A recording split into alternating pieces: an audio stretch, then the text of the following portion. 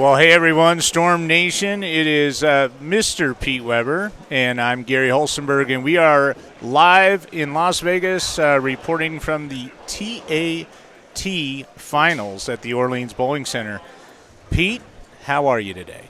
I'm actually doing really good today. Got a lot of sleep last night.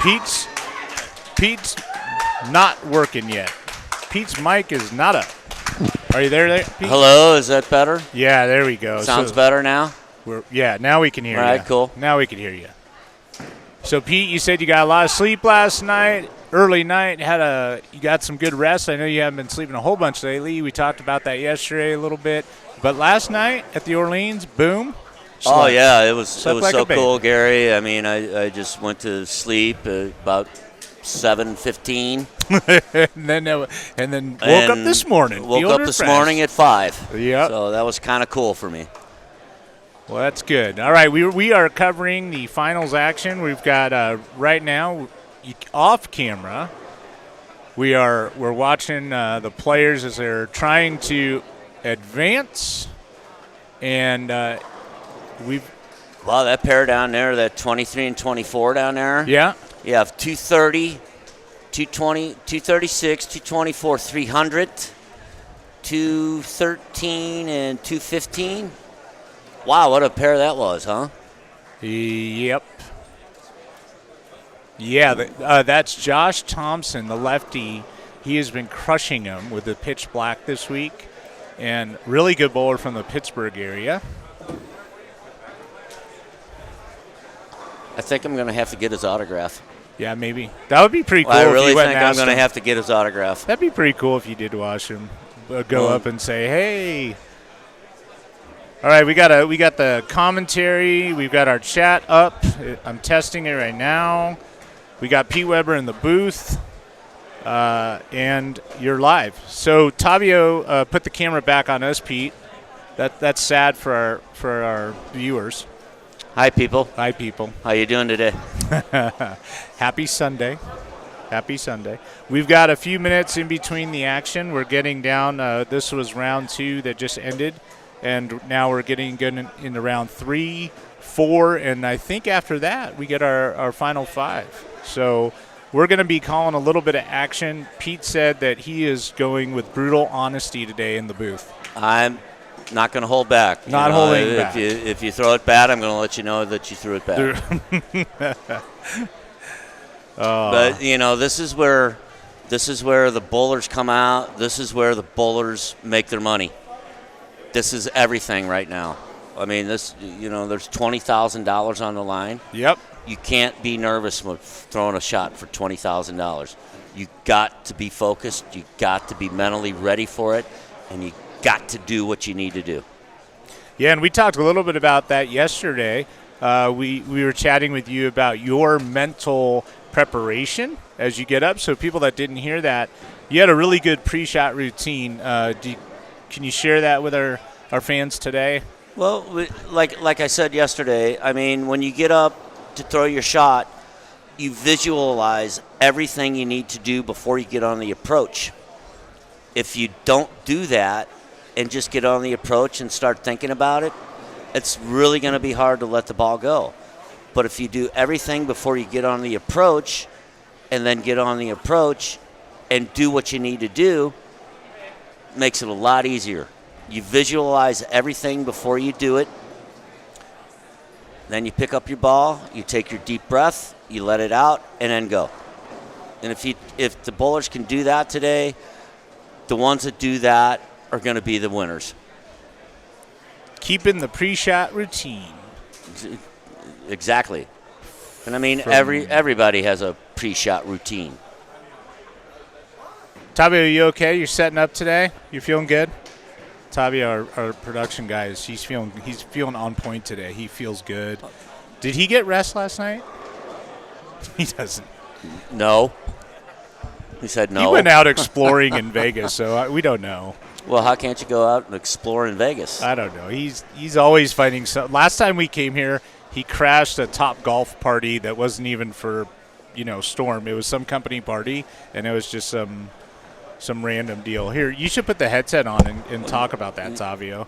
Look at him, man. Your top he golf. looks like somebody could crash a party. Is that a true story? You crashed your top golf party last time? Yes, we it was for MGM employees, and you just kind of jumped in. Yep, we asked somebody for their tickets, and they gave it to us. And so then we put the wristbands on, and then we had the private access, and then we got to go downstairs, eat a lot of food. They had cheerleaders and stuff. They had cheerleaders at Top Golf. Yeah, and then they had us do cheers. And oh well. And I'm pretty sure you were just shy about doing the cheers, right? Yeah, because it's it's like co-ed cheers, so that's great. You can hold people up. Oh, jeez. Well, that's cool. That's cool. Savio has fun when he comes to Vegas. Seems like we're always Pete was in his room at 7 o'clock last night. I was probably back from. Doan took us to watch the MMA fight. Oh yeah. Yeah, we went to some local place and just watched. That was a big deal in Vegas last night, and it was controversial because the big ticket, the girl dropped out. Nunez, dropped out. She dropped out, and people were all mad about that. And I don't know much about MMA, but it was right. Doan loves it. Doan's totally. Well, yeah, but when you have a top card and then one of the main players drops out, I think you have a right to be mad about that. Yeah, of course. And we saw Mike Fody, who runs Coast to Coast Pro Shop here in Vegas, and he does a lot of the embroidery for he does for Mayweather, and he also does for Nunez. The place that we went to was his friend owns this place. It's called the Blind Pig, and it was just it's a nice pub that has all the fights on. Yeah. And he said the owner mentioned that when Nunez dropped out, 30 couples canceled their reservations to come. Really? So it really impacted the local economy when something like that happens. Yeah. Now, question: does she get stripped of her title for not defending it? I don't know how it works. I don't know. If Doan was I here, know in the WWE, in the World Wrestling Entertainment, that if you don't defend your title, you get stripped of it. It just gets taken from you. Yeah, it just gets taken from you, and then they have the big thing. But I don't know about MMA, but I don't know. Do you start watching it at all, Pete? Or are you just kind of familiar? You like wrestling, right? You like wrestling. I'm a wrestling guy. Right. I love the WWE. It's I even got it on my computer. I get all the pay-per-views and everything. Oh wow, yeah. But I still like the MMA too. Right. But I liked it way back when Hoist Gracie was around, because he wouldn't really throw punches. He would just take you down to the ground and make you submit. Jiu-jitsu, right? Yeah, it was so cool. And but then again, like this Woodley, don't get punched by him. You can punch in WWE. You can punch. They hit. Though they box. Well, if that's what you want to call it. Okay. I kind of do Ric Flairs to a few people in the office. What's a Ric Flair? You don't know big whoa! Yeah. My voice can't get that high, so. He slaps you on the chest. Oh yeah, with the Flair chop. Yeah, that's pretty cool. But enough about that. Yeah, enough of that. Let's talk. Yeah, let's talk about bowling. Let's not talk about. I was just it's such a weird culture here in Vegas. It's so random because it's a 24-hour city. So, Pete goes to bed early last night. Other people stay up all night. It's everything's so random here. Oh, yeah. Well, it's Vegas. So, like you said, 24 hours a day, 7 days a week, 365 days a year. That's amazing. I know. Unbelievable. Like that every day. I don't know if I could live here. Oh, I don't think it would be good for me, I don't think it'd be good for anybody. I mean, you practically do live here, Gary. I know we have a lot of tournaments here. Pete's here all the time too. He's bowling all the time. Seems like the but that's a good thing. I bowl all the time. I don't. I you're not hanging out. You're getting your job done. So. Yeah. Oh, yesterday we talked a little bit about what Pete and your 7 U.S. Opens. You've had 5 on the regular tour, 2 in the senior tour. That's an amazing. Do you know of anyone else in any sport that's won 7 U.S. Opens? Like golf, it doesn't happen, right? I can't tell you, but I know on the ladies' tour, Liz Johnson has 5 U.S. Opens. 5, yeah. Yeah, that's pretty cool. That's amazing. And I wouldn't be surprised if she didn't win a 6th one. She is on fire this year, too. She is playing amazing. So, I'm sorry for saying it, but she's kicking ass this year. She's made like every show. She's won a couple, and it's just so cool to see her bowl that good. And, of course, she is a Storm bowler. She throws the Storm balls. Yes, she That's does. right. Just like you. I know my wife bowls on the women's tour, and she says Liz is like bowling on another planet right now. She's just not even – it's almost not even fair right now. Liz is just killing them. Man. She's making like almost every TV show every week. She's awesome. She's just awesome. Tell you what, when you have a lot of confidence in the bowling balls you're using, it makes a big difference. It really makes it easier to bowl. You're more at ease. You're not trying to press or anything like that. So Liz is in one of those things that we call it the zone. I just call it bowling good. Right. Yeah. Right. It ain't the zone. It's just bowling good. Right. And she's throwing the ball so good. It's really, really cool. It's really, really cool to turn on CBS and watch her bowl every week on TV because she's just so focused. Yep. She is. She loves her Storm stuff, too. We talk about that, and I asked her when we had some player meetings. In Reno, we had player meetings. I go, well, is there anything more that you need? And she's like, she's had the same thing you said. You're like, what more could I need? I got my ball reps that help me. You specifically, Jim Callahan helps you a bit.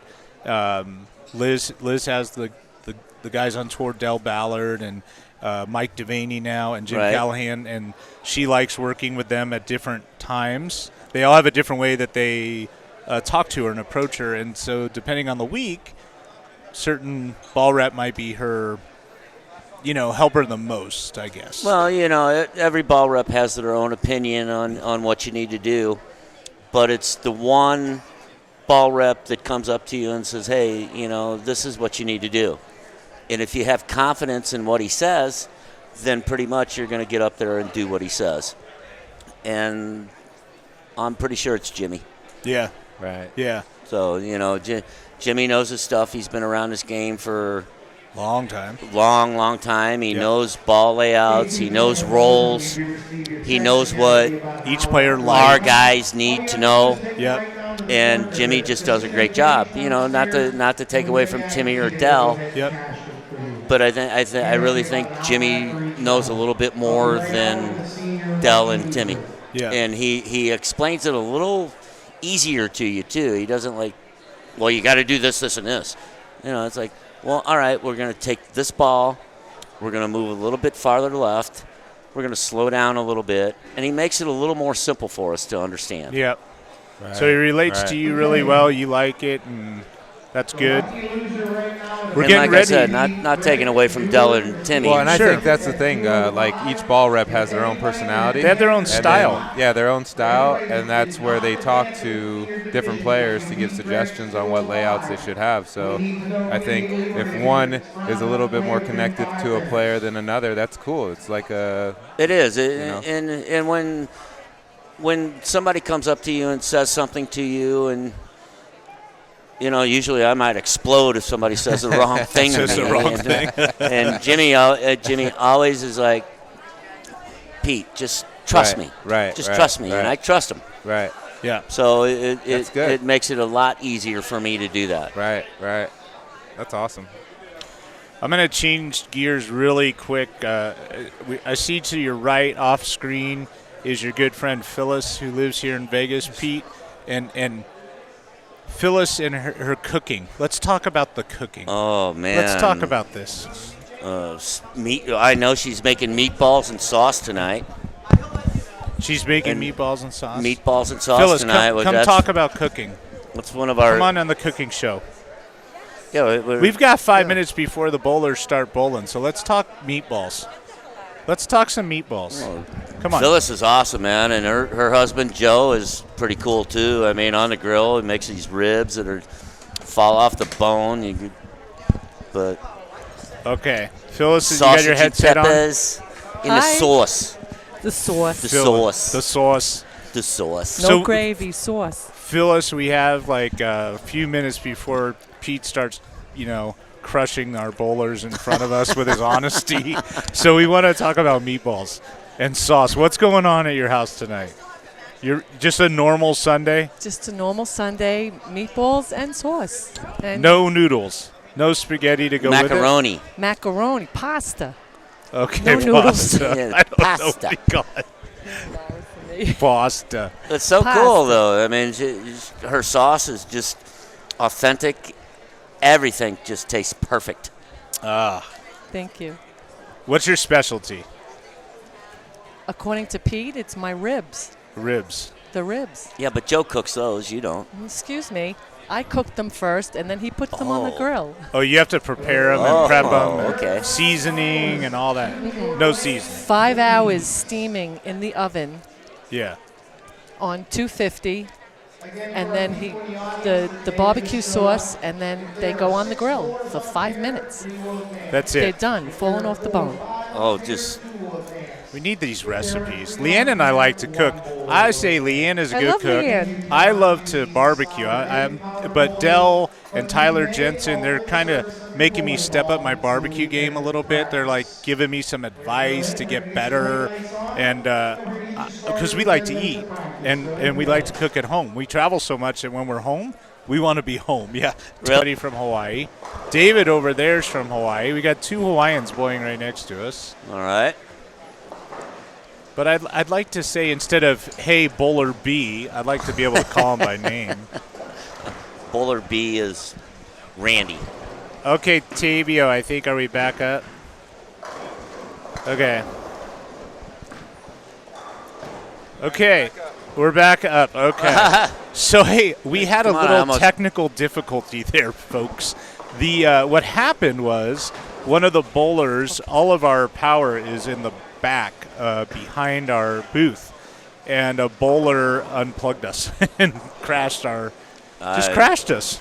So, Well, okay, so we're back. We were bowlers, talking you know. about meatballs I and thought spaghetti. it was my meatballs It's- that crashed. It's practice. There's 3 minutes left in practice. Then we're going to call the action in this round 3 of the finals. Let's get back to the important meatball and rib recipe. It's steam the ribs for 5 hours, and then you throw them on the grill for 5 minutes, and then they're amazing. Is that what I heard? Amazing. Falling off the bone, amazing. Falling off the bone, amazing. I've experienced Okay. those. They are fantastic. With Yeah. the crab legs. Crab The crab legs. Man. That's just doing it up right. And Sausage and swimming in the peppers. pool. Hey, do you know Brad Edelman, Phyllis? I do know Brad. You got, because he's from back east originally. Now he lives here, and you're from back east, and you live here. Yes. Yeah, and Brad's wife apparently is an outstanding cook as well. Okay. So all you Vegas people know how to cook, is what I'm learning. I No, don't it's know. us New York. New York folks New York that people. come The out. New York Italians. Yeah, they know how to cook. They know how to get it done. Trust me. I gain like 5 pounds every time I stay at her house. That's a good thing. You could actually gain a couple pounds. I need to lose some. You need to gain some. I'll give you some of my pounds.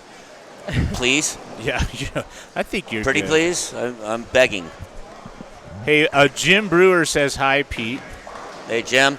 Tell us about your favorite bowling ball layouts. Lance wants to know, what is Pete Weber's favorite bowling ball layouts? I only have really like maybe 3 layouts. One is the pin right above in between my 2 fingers, Yeah. and then the extra hole on my access point, which is 6 inches from the middle of my span. The other one is the pin right below my fingers, and then the extra hole 6 inches from the middle of my span, but actually a 1/4 inch down Okay. to make it rev up a little quicker. Okay. And then Jimmy has another layout that he likes to do where the pin is kind of like over by my pinky finger, but the extra hole pretty much 6 inches from my span, but it's a very, very small hole. Okay. It's not a big one or a medium one. It's very, very small. And those are pretty basic, the 3 layouts that I use. And then you just use one of the things, Del Ballard, we chat about ball layouts. He's pretty technical. I know a little bit about ball layouts as well.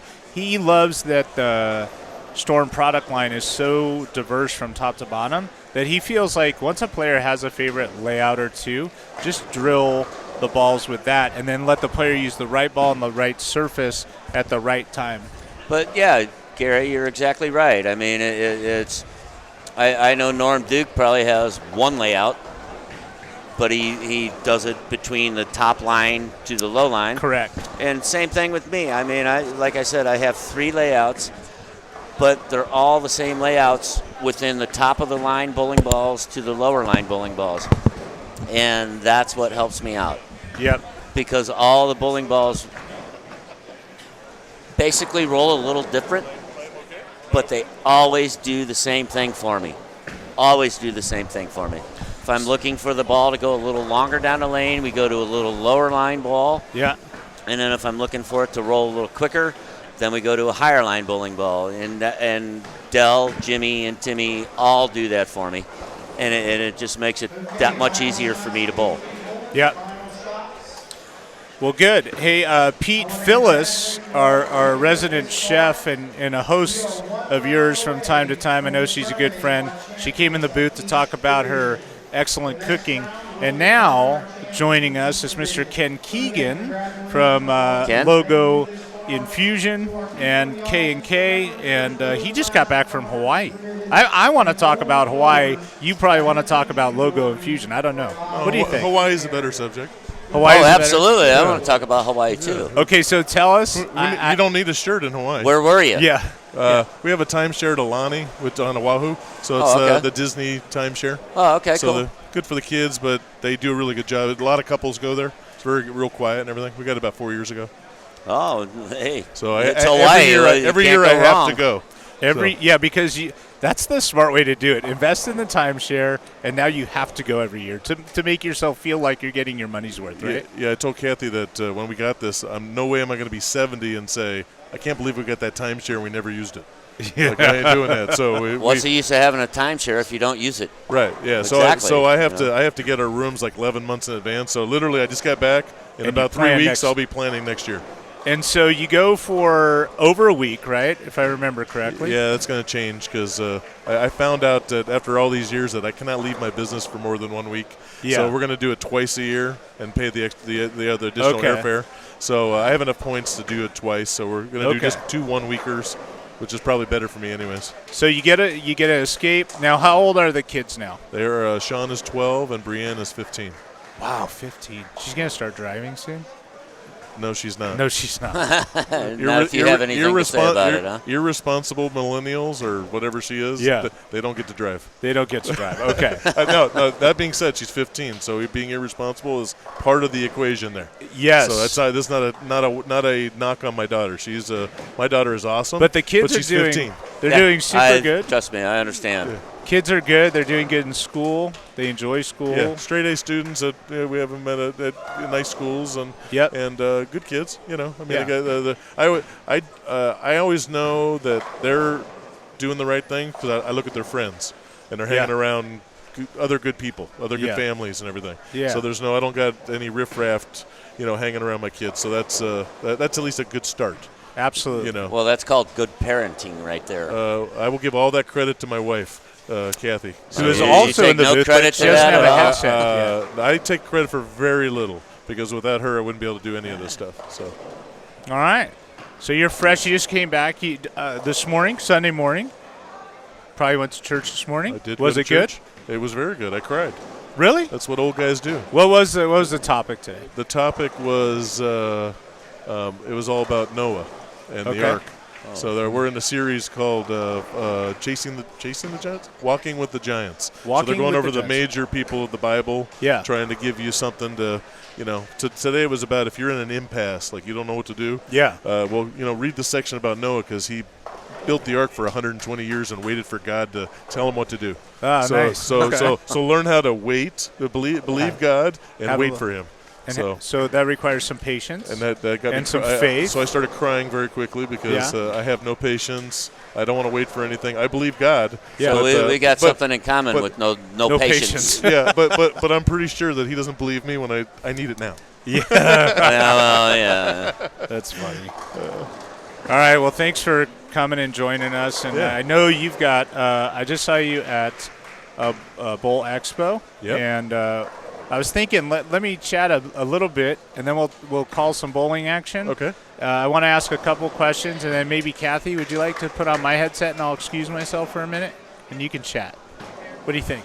Well, you know what would be better is since this is the first time we met Pete. Yeah. So I'll step out and she can step in, and then you guys can ask her other questions. That'll get me out of the way. Otherwise, I'll be overbearing and try to answer everything for her. Okay, so we just got back from Bowl Expo in Nashville. Yes. You have your own pretty large booth. Logo Infusion has a pretty nice booth set up there.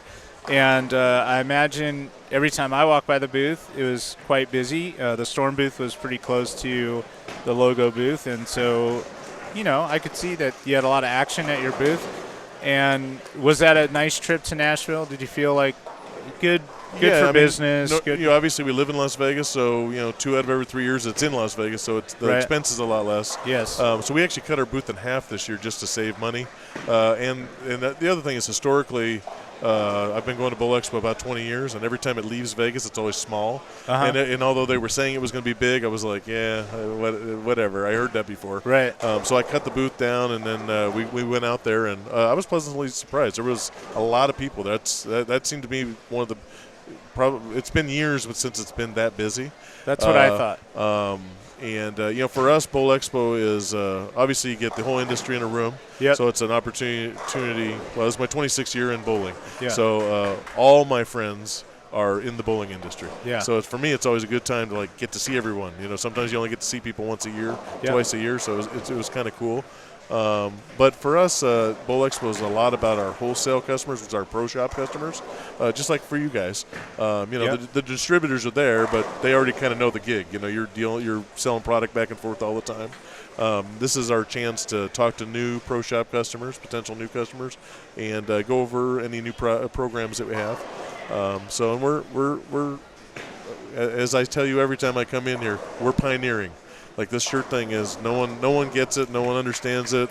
It's brand new to the industry, really. I mean, it's only been around for 5-6 years. Right. And there's pockets all over the nation of bowling centers that they don't even know what a jersey is. For example, Haley Lundy, she's from Canada. Yeah, right above Windsor, right above Detroit. Yeah, great bowler, great supporter of our brand. She's on our staff. Yeah, and she said that before she got on our staff, that no one in the bowling center had even seen a jersey other than when they watched Pete on TV, and they said, "Hey, Pete Weber's got a jersey. That's cool. That's only for the pros." Yeah. So she starts wearing a jersey, and they're like, "Well, can I get one of those?" And she's like, "Actually, we run the pro shop, and we can buy the product in and sell it to you." And she said now most everyone in the bowling center is looking for a jersey. So they're looking at our site. It's the new thing in bowling now. It's not that we need a bowling shirt. We need a bowling jersey now. And that's what's cool about Logo Infusion. And I know you have a great staff behind you, too. Absolutely. And, they promote it as much as I can ever talk to any of your staff members. I know you deal with Brian Cooper. You see him all the time out of and Ron. Chasing you and Ron. Yeah. Ron, I mean, those guys are two of my really good friends out there. So, but you have a great staff behind you too, and I'm. Well, that's what it's all about with every company, even like with Storm and everything. If you don't have great people in your organization, you're not gonna. You can't do it by yourself. Exactly. So so I need Takes a team. So I need my wife to kick me out of bed every day and give me some encouragement to go do what I do. But at the end of the day, I have to have the 37 employees we have supporting us. Between our two companies. Yeah. So there's a lot going on there, but I'm excited because. I thought I was going to be drilling bowling balls all my life, and there's nothing wrong with drilling bowling balls, but Logo Infusion really stretches my mind. I've learned a lot about marketing. I've learned about a lot of things in the industry, and I've just always felt that I'm in the bowling industry for a reason, and I don't know that it's just to put 3 holes in a ball. I mean, it's I want to give back as much as I can, and you are definitely always thinking ahead. You're innovating. You're pushing. And every time that we get a chance to visit, there's something new that you're working on, and you're not afraid to try new things. It reminds me of our owner, Bill Chrisman. Bill Chrisman's always innovating and thinking and, what's next, a few steps ahead. Yeah. And Dave Sims, our president at Storm, is also in that mindset. So it's refreshing for us to have leadership like that. And I imagine your employees like that about you. Because you're always looking for something. Well, and I read a few times that if you're not changing, you're dying. I think we all witnessed that in 2008 when everything crashed. Because at the end of the day, you couldn't do what you were doing. You had to change. And so, I feel like I've gotten a real good education, a good business education. That's not my background, And like I said, I'm excited about what's happening, and I think that there's, unlike yourself, at Storm, there's an established market. The ball market is established. Yeah. In the shirt market, there's no market yet. So we don't even know how many people will buy a jersey. Right. So we're growing at an explosive rate, as I'm sure our competitors are. Right. And when you're growing fast, that's very difficult. It sounds easy because there's some money coming in, but you got to put most of it still got to stay on top of everything. Most of it goes right back into the company, and the employees I have they're working a lot of hours. They're working hard. Right. So we're so there's like everybody, there's a little bit of stress and a little bit of other stuff going on internally, but we're strong as a company. We're financially fit and excited about what's coming. So we got a lot of good things that are coming. Speaking of what's coming, you got back from Nashville, went to Hawaii, or was it the vice versa? No, it was I Nashville went and then Hawaii. Yes. And now Cleveland tomorrow morning. Yes. For like a month or something. Yes. You're going for Junior Gold? Yes. Yeah. So we're the jersey sponsor for the Collegiate Expo, the Turbo sponsors. Yes. Cool. We go in first for that, and then last fall we signed a contract with the USBC. The USBC and IBC. Yep. And we're the official jersey of Junior Gold. So we'll be at Collegiate Expo. We'll be going to the host hotel handing. A lot of people bought jerseys to be picked up in Cleveland. Okay. So we have about 300 jerseys that are going to be picked up. Nice. So we got the host hotel on Friday. Saturday is the trade show. Sunday, I'll be handing off any jerseys that didn't get picked up, and the USBC is we have a little system that they're going to find everybody. Yeah. And then the opening ceremonies, and then Brian Cooper will be with me, and he'll go on the road because the PBA 50 is starting in about 8 to 9 days later. Right. So he's going to go into Indiana and do some pro shop visits and everything, and try to cultivate some new business. And I will stick around in Cleveland, awaiting my wife, Kathy, for the TV show. Right? She'll be flying in on Friday, and then we have all day taping on Saturday, and then we'll fly home on Sunday. So actually, I'm gonna be there the 17th, 18th, and 19th. Oh, great! Just to watch. Yeah. I'm excited. I'm concerned. It's the first time I've ever been away from my family more than 10 days. So I'm not big on. Usually when I'm at the airport, I'm already. I got a hole in my heart. I miss my kids right away. Oh, absolutely. So 14 days. Family's everything. Yeah, I mean, most of your career you've been on the road. Most of my career I've been behind a desk. So that's why you're skinny and I'm less skinny. Wow. Is that it? Is that what it is? I didn't say that. It wasn't me. I didn't do it. Just do it. Hey, let's talk a little bit about the bowlers in front of us here on 17 and 18. And it looks like 19 and 20 also. So on 17 and 18, Randy Cook from Hawaii, Joven Bolanas. I do not know where he's from. Arturo German, Tona Thompson. Over here I have Tona Thompson and Zachary Huglin. Very nice. Yeah, and we don't know on 19 and 20. I know David, he's my friend from Hawaii. He's getting ready to bowl on lane 20.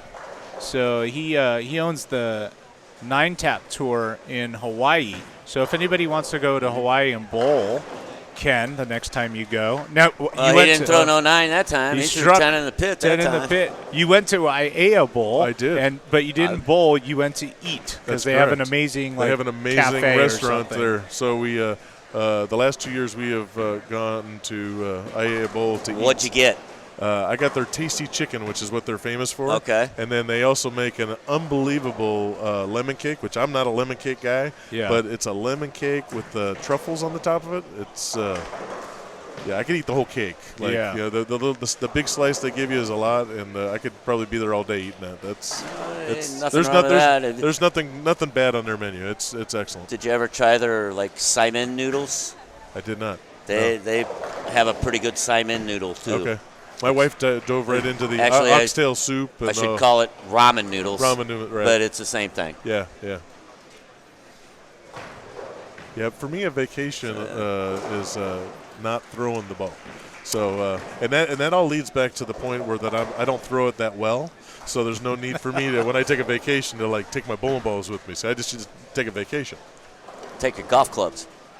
I took my son golfing. That's great. There you go. So He likes to golf? he's just starting. Yeah. Yeah. If you follow me on Facebook, I have a live. I did my first Facebook live of him hitting the ball Swinging the pretty club. good. Yeah. So I'm gonna get him some lessons and see. He's 12 and he's a gamer, so he's always hiding in his room. So, which as a parent, he likes the video games. Yeah, that freaks me out because he's always in his room hiding. So I got to check in with him every couple hours and make sure he's. Nothing bad. Get him out of that room. Yeah. Get him outside. I'm like he's kind of the quiet one of the two. So I thought golf's kind of more of an individual type thing. He's got no interest in bowling, and which I've been in bowling my whole life, but I also don't feel like I should push it on him because I don't want him to resent bowling. So I think someday he'll bowl because that's part of what our family does. But I'm not going to drag him over and make him do it.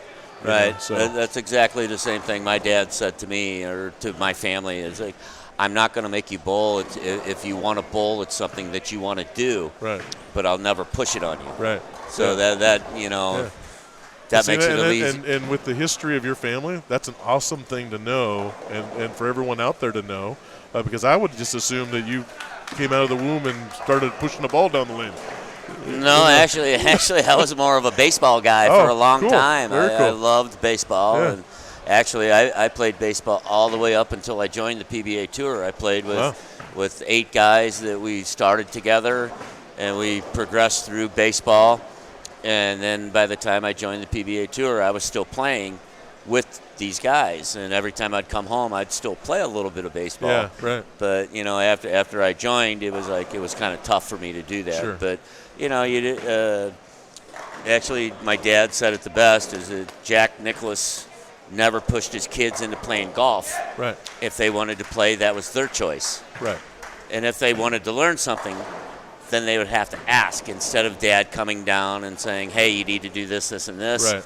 It was you had to ask. Right. So he didn't feel like he was pushing you into it. Yeah. So what I'm trying to do is I'm trying to expose him to other things. Yep. So he'll find something. Because kind of like my faith, my parents chose not to expose me to anything growing up, so I didn't have any. So I was admittedly an atheist for 40 years because I was never exposed to anything. And they both came from the church. That just wasn't. They had bad experiences, and they felt that they didn't push it on. They didn't push it on me, and they wanted me to figure it out. Well, I was a scientist, so I figured it out. Like I don't need that. So just like Moses after 40 years, the big guy grabbed me up and said, "Okay, let's start doing something." So my life's been radically different the last 8 years. So it's a good thing. Very good. Again, a thing I don't push on people. We do the same with Barrett with his sports. Barrett plays everything, and obviously people go, "Oh, Barrett's going to be a great bowler because you and Leanne and all that," and we say, "Well, Barrett's first love right now is football, cool. And then basketball, and he likes all the sports. He loves bowling. He's good at it. He just, he doesn't want to work at it yet. He's 8, so I think he should have fun and experience all these different things." So what division is right in front of us here? Well, I wish I knew the answer. We don't know what has moved around, but this is. I'm thinking it might be the handicap division. 215 and under division. Okay. Okay. All right. Ken pointed it out. It says right on the sheet that's in front of us. Thanks, Ken. Appreciate that. Captain Obvious. Captain Obvious. Hey, Kathy, you want to take my spot for a minute and sit with your husband and chat? You want to sit with Pete and your husband? Come on. I'm going to leave for a while. I'm going to go roam around and get some other names so that we know who's Pete, that's bowling. going to put a lot of pressure on you to talk about bowling. I know. It's like, what am I going to do here? But Kathy? Yes. Thank you for joining us. Thanks for having me. And hello, everyone. How was your experience in Hawaii? What'd you do? Oh, it was great. Lounge around the pool. I know that's tough to do. Yeah, that's tough. And at that hotel, they are the only ones that have a lazy river. Oh, okay. And then like 2 slides. So you can float around Exactly. and just Go up go and- wherever you want. Exactly. So. Fall asleep on the raft and soak in the sun. And that hotel is the only one that has a snorkeling, where you can go snorkeling in the Hanauma tank. Bay? Well, no, the hotel they have their own tank. Oh, cool. In there, so which is always fun Wow, for the that's kids really and stuff. cool. They have like a coral reef in there and with fresh water, and then the kids can go and snorkel. Oh, absolutely. That sounds like fun to me. Yeah. Because I know Hanauma Bay in Oahu. Yeah. I've always gone there every time I've been there. I've always gone to snorkel there. Stop at the grocery store, buy frozen peas, and watch all the fish just come up and eat it out of your hand. So, Frozen peas, huh? frozen peas. Wow. They We'll love have it. to try that. They love it. I have a friend over there, Clayton Segibo, and he took me and Brian Voss there, and he said, we're going to stop at the store and buy some frozen peas and watch these fish just come up and eat them out of your hand. And that's what we did. And sure enough, as soon as we got in the water and started holding the frozen peas, they started eating right out of our hand. That's Come cool. right up and just took them right out of our hand.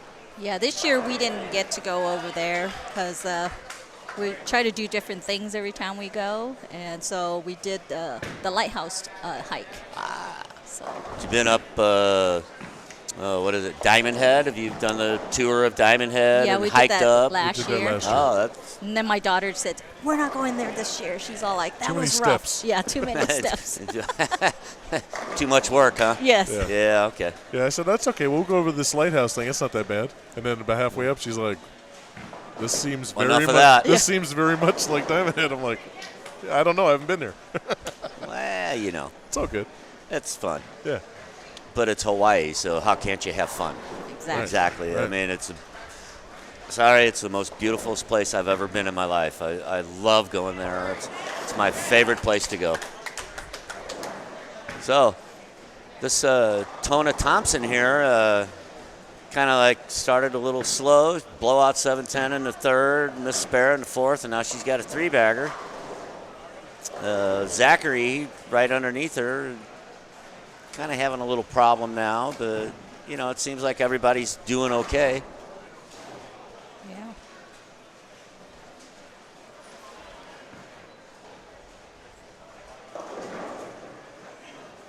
Definitely looks like a fair shot out there. So, I only got here yesterday, and I've been watching, and it seems like the people that can throw it a little harder and a little straighter are having more success than the people that try to hook it a little bit more. Right. So I've seen a lot of urethane bowling balls being used this Really? week too. Yeah, or the last 2 days. They're just not trying to hook the ball too much. right. Seen a couple. You guys have definitely experienced a lot of different patterns out on at the PBA events in the last year or so. That urethane. Are you throwing any urethane or? My urethane ball doesn't hook anymore. I'm not Jason Belmonte or Right. those guys. Right. Back when I started, yes, I was a high rev rate guy. Right. But now I'm kind of like the medium stroker guy now. I Yeah. just, I still get revolutions on the ball, but it doesn't hook like Belmo's ball Right. or Oscu's. Right. Yeah, you definitely need on those patterns. You definitely need a higher rev rate to use a urethane ball. Oh yeah, Yeah. oh yeah. Even when we bowled the Masters here in January, there was a lot of guys that with high rev rate. Jason threw Yeah. urethane. The The Tang brothers Yeah. threw urethane, and they even though they had a lot more revs than I did, they went a lot straighter than I did because I never really had the straight ball. Right. So Sure. it was kind of tough for me to keep up. I did my best, but it was kind of tough for me to keep up. But now today, I mean, lefties look pretty good. There was I know Gary said his friend lefty that shot 300 earlier. Okay. And then there was another 300 yesterday. Right when I walked in, it was I saw the very last shot, and the guy shot 300. So It was very cool to see. I mean, got all levels of bowling going on right now, and you got some people that kind of like throw it okay, and then some people that throw it really good. And it's just a matter of reading the ball roll down the lane and doing what you need to do.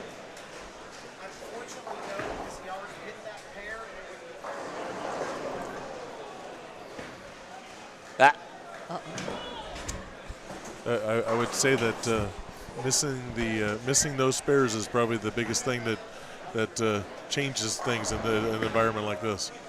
Well, the shot is very demanding. It's not like just throw it and watch it go to the pocket and strike. Right. I mean, when you don't strike, you have to leave something that you can make. Right. And filling the frames in this kind of tournament is a big thing. Yeah. Try to stay away from the 140, 150 game. Right.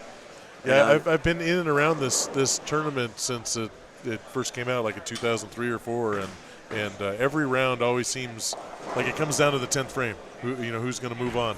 So those spares are unfortunately for those that don't move on. I'm sure that's what they're thinking about. Oh, absolutely. Because I mean, you can be the best bowler out here, but if you don't fill the frames, you're not going to move on.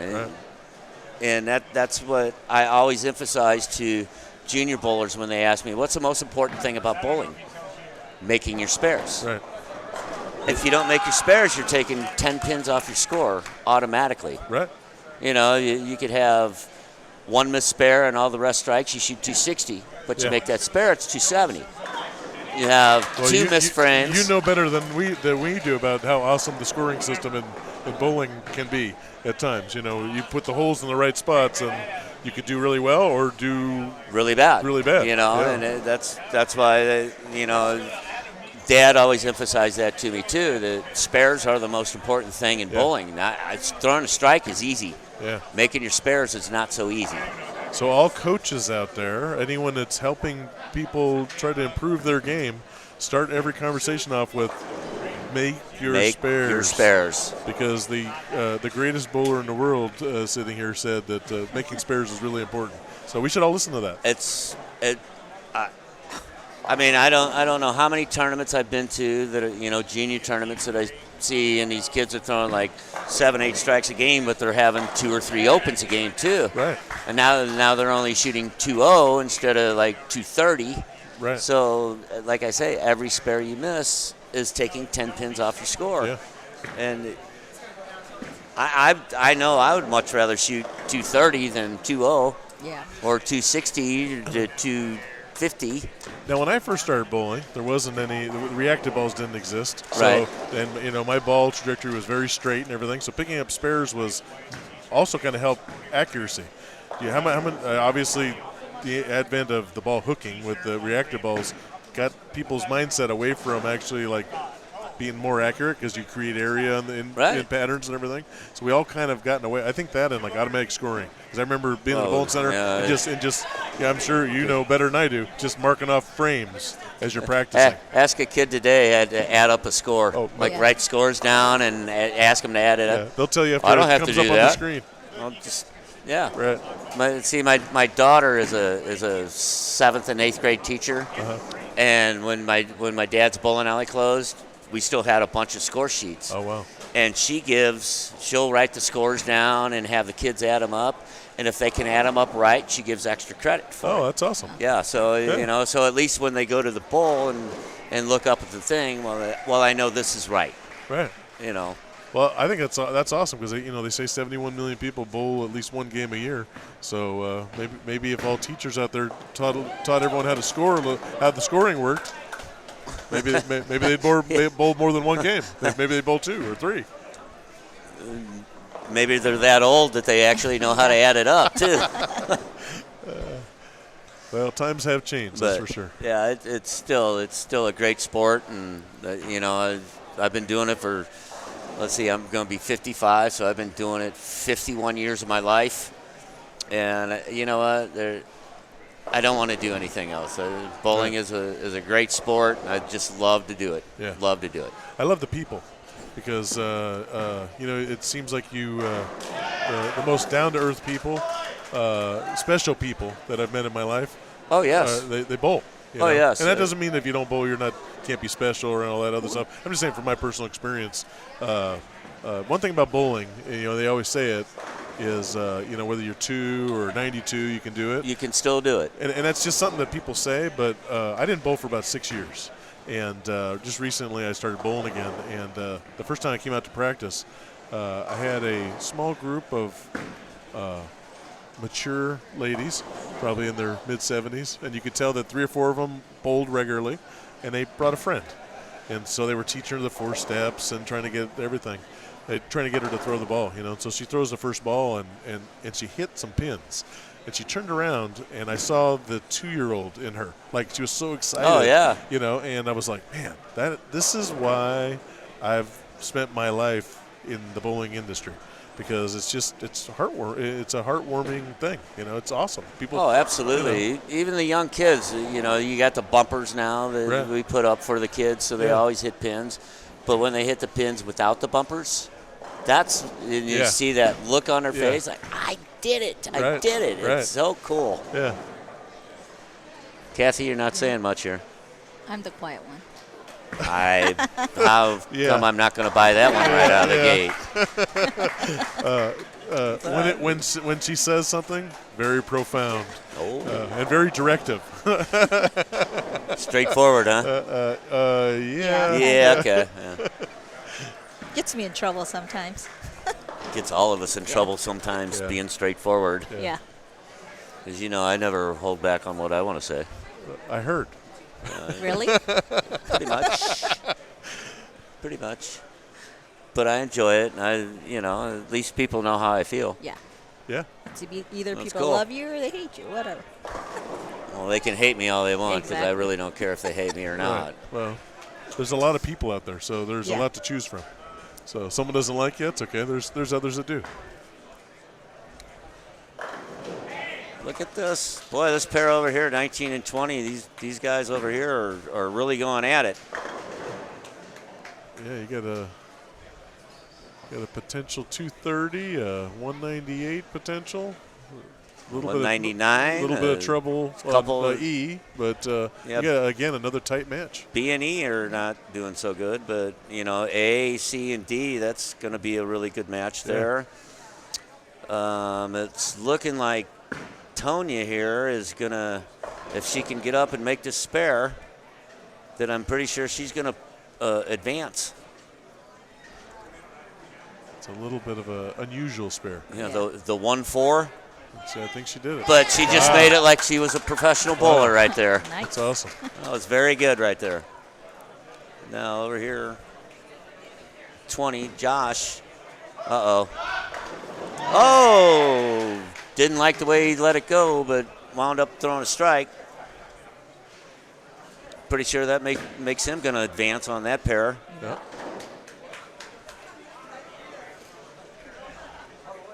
How many times has that happened in your career where you let it go, it wasn't anything what you wanted it to be, and then to your surprise? Several. Like back when the urethane balls were out, when you threw it bad, you didn't recover. Penalty, right. But with the reactive resin and the new bowling balls today, I mean, you can miss an arrow right and still make it. Sometimes find something that you didn't know even existed. And I'll be the first one to admit that I've done that. I've made mistakes with these bowling balls, and all of a sudden it's like, well, let's try that again. And all of a sudden I got like the really great reaction on the lane, and then I don't change it. So have you ever made a bad shot and then said, "Oh, I didn't know that was out there," and then actually try to? Oh, absolutely. Wow. Absolutely. I've made. I let the ball go, and I'm like, oh, that's 3 off the right. Right. And all of a sudden I'm dead flush. Right. And it's like, okay, well, let's try that again. Yeah. So the lesson learned there is making a bad shot, and we all make mistakes, but watch ball reaction and see what's out there when you made that mistake, because you might actually find something to help you win a tournament. Oh, exactly. Yeah. And I always say that when I do my clinics, I always ask the people, do you actually watch your ball roll down the lane? Right. And everybody raises their hand, and it's like, so you actually know where the ball skids, where it picks up its roll, and actually where it hooks. and then everybody puts their hand down because they don't know. Right. But that's one important lesson in bowling too, that you got to watch your ball roll down the lane. Sure. To see where it skids through the heads, picks its roll up in the mid lane. Uh-oh. Got a 3-bagger here on E on lane 17. Yeah, he's got to get 7 spare to at least tie Tona. If he throws 8 spare, then he's going to advance by a pin. And they're taking 2 off of the spare? Is that that'd be the top 2? They have 5, so the top 2 advance. Okay. The other pair has 5, so the top 2 advance. Okay. And it's looking like, Josh, I think his name is. He's going to advance. He struck out for 230. Wow. Zachary here just threw a double in the 10th on 17 and 18 to advance. He's going to shoot 220 something. So we have a question on the feed here, and when I say Kathy, it's going to be, I think they're referring to, but I don't know who. I think they're confused and think that Kathy is your wife. So correct. Well, hey. So let's start and correct your wife's name. Tracy. Okay. So anyways, the question is, Pete, it's a pleasure, sir. Could I ask, has Tracy been an influence in your bowling down the years and now, and if so, how? Well, Tracy has been a big influence in my life, and especially bowling because she grew up as a bowler. I've known Tracy since we grew up bowling together. I've known Tracy since we were like 10 years old. Wow. And she was actually in the last year, she's gone in 3 Hall of Fames in St. Louis area. Oh, that's you know, so she knows her bowling, and she knows what to say when if I ask her a question, she will give me a good answer. You know, right. She's not just going, well, you suck or anything like so that. You don't get just spousal support. You sometimes get a little bit of instruction. She's been wonderful in my life. That's great. mean, she's really helped me out in some situations that I was like, what do you see? And she says, well, you need to do this. And right. I'm like, okay. Yeah. So outside of yourself, that's she the probably last knows thing your I game tried, better than anybody. I said outside of yourself, she probably knows your game better than anybody. Well, yeah, she does. Bowl, I mean, she's watched me bowl all my life, right. and the last 21 years she watched me bowl. So, right. And she traveled with me for probably 15 of those 21 years. Wow. And so, she knows her stuff. She knows her game, and she knows my game. So it makes me feel good when I have somebody to do. So Nathan, he came on here just to hear you say, "Who do you think you are? I am." So well, keep waiting, Nathan, because I'm probably not going to say it. Who do you think you are? I guess you'll never live down that phrase, huh? No, I won't.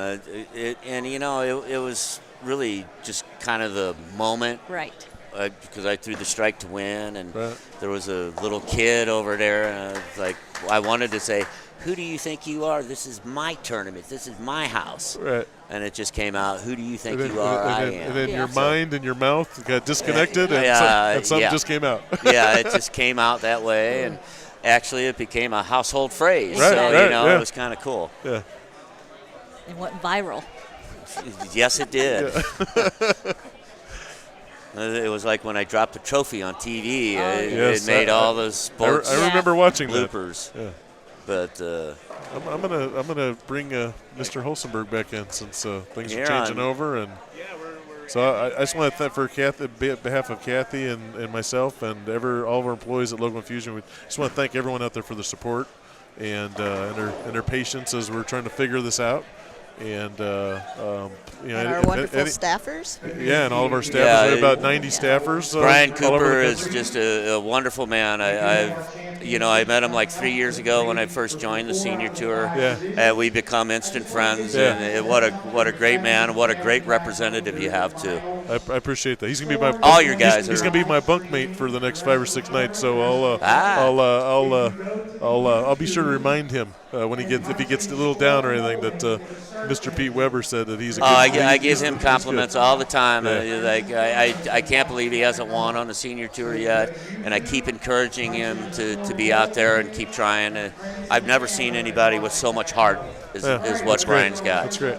Well, we're going to keep on doing what we're doing, and who knows, maybe someday Pete Weber will be wearing a Logo Infusion jersey. I got a few of them at home that I wear. That's great. So, Pete, it's very nice to meet you. All right, thank you very much. Okay. Kathy, very nice meeting you.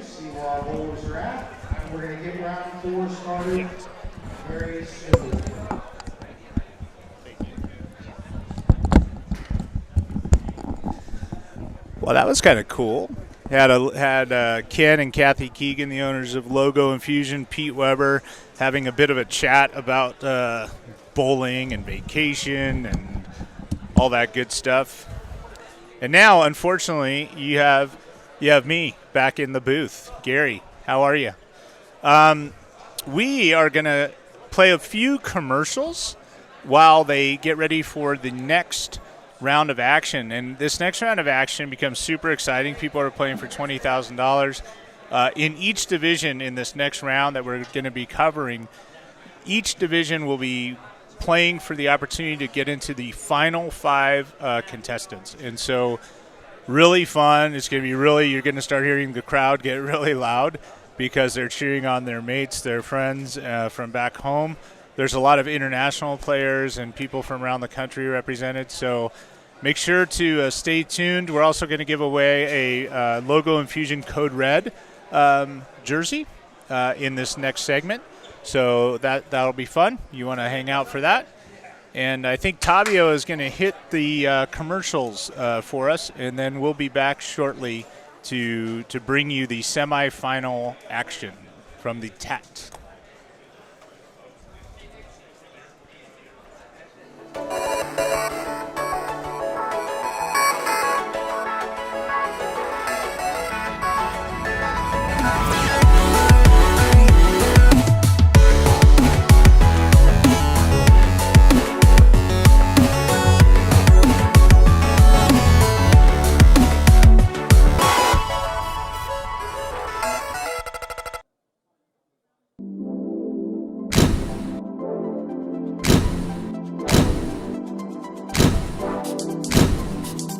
Hi, my name is Wendy Mcpherson. I live in Henderson, Nevada. I've been a bowler since I was age 7. Went out on tour when I turned 18. I love the way my heart beats when I bowl.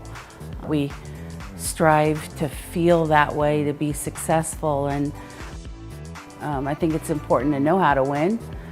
And then you want to feel that great feeling of being a champion.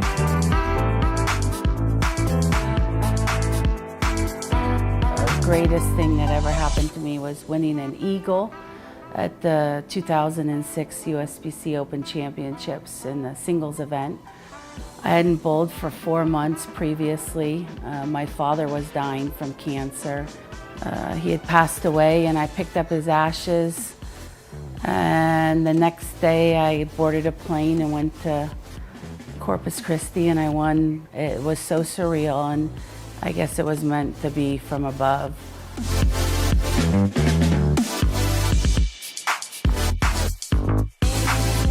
I'm happy. I've had a great career.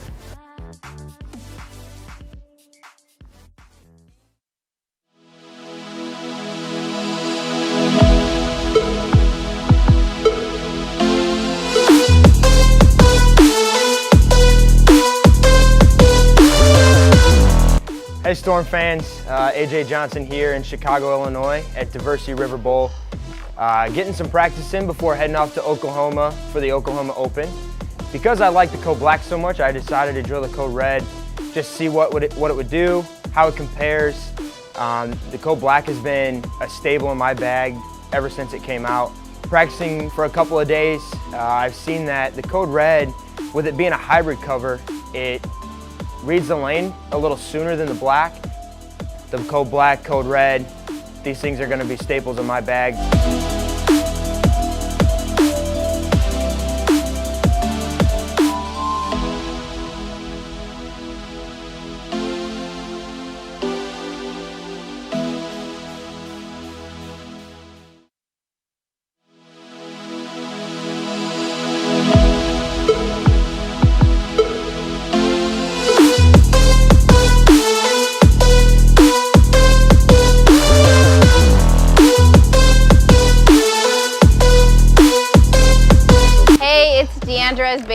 Welcome to Chicago. This is my home house. Today, I was throwing the code red. Besides being beautiful and red, it gives you the perfect break point a little bit earlier on the lane. Goes through the pocket so nice and so strong off the spot.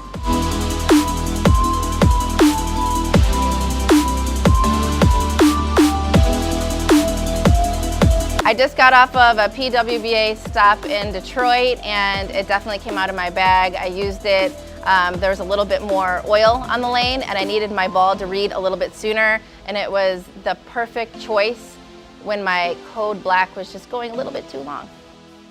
It really matters how the ball goes through the pins. So if you watch your ball reaction and you watch how it goes through the pins, is it going through the pins and kind of deflecting, or is it actually continuing through the pins? And I know that my code red definitely continues through the pins when it hits the pocket. So if you're looking for a ball that reads the mid lane perfectly and is continuous through the pocket, check out the code red. I think you're gonna love it.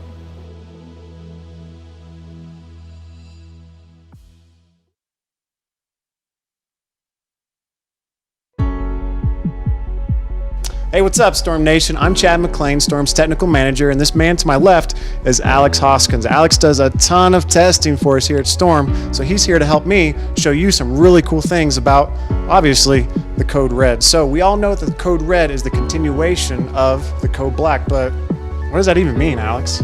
Yeah, the code red, it has the same core on the inside, the RAD4 core. The biggest difference is we have the R2S hybrid cover stock on the outside. Now that's a 2-part pearl, 1-part solid hybrid reactive. So it's going to be a little bit stronger, bring the spot a little closer to you. It's going to be a great step up from the code black. Okay, so you had mentioned the R2S. Now that's a cover stock that's rarely seen on a Premier Line ball. So the reason behind that is because the R2S is very easy to manipulate the surface. So what's a good way to show them some cool surface changes? Yeah, we're going to do a cool test today, and it's going to be involving surface changes. We're going to use Specto. We're going to throw the ball at the original out-of-box finish to start. We're going to kind of get a baseline there. We'll go into the pro shop. We'll change the surface a couple of times, maybe 4,000, 2,000, 1,000. We'll throw them all on Specto, and we'll see kind of what the differences are and how it might suit your style better at a different ball surface. That sounds like a really cool test, and I'm looking forward to seeing the results. So let's get started.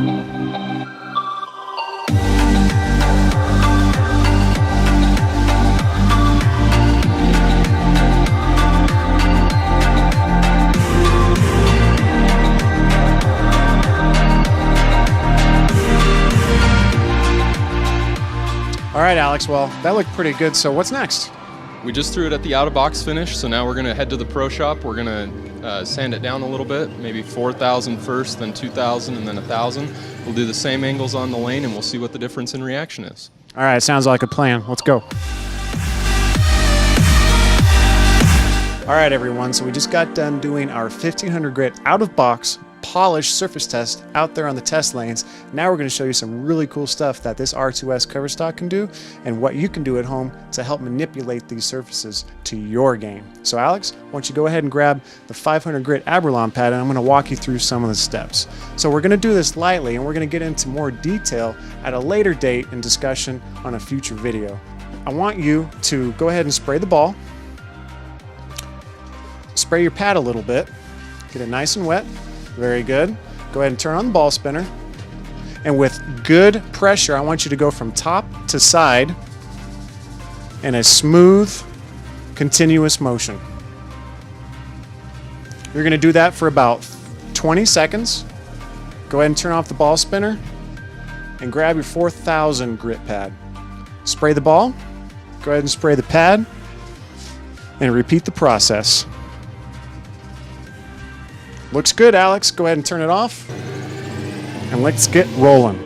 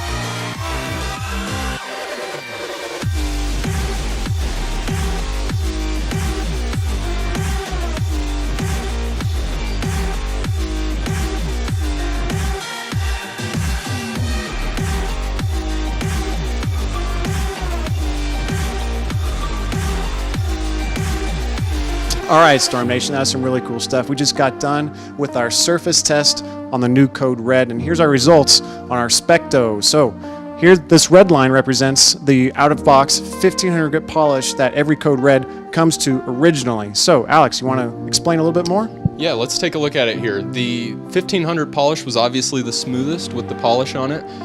Had to be a little bit further right than all the other balls. It got down the lane pretty easy through the front part of the lane, and look at how good it goes through the pins.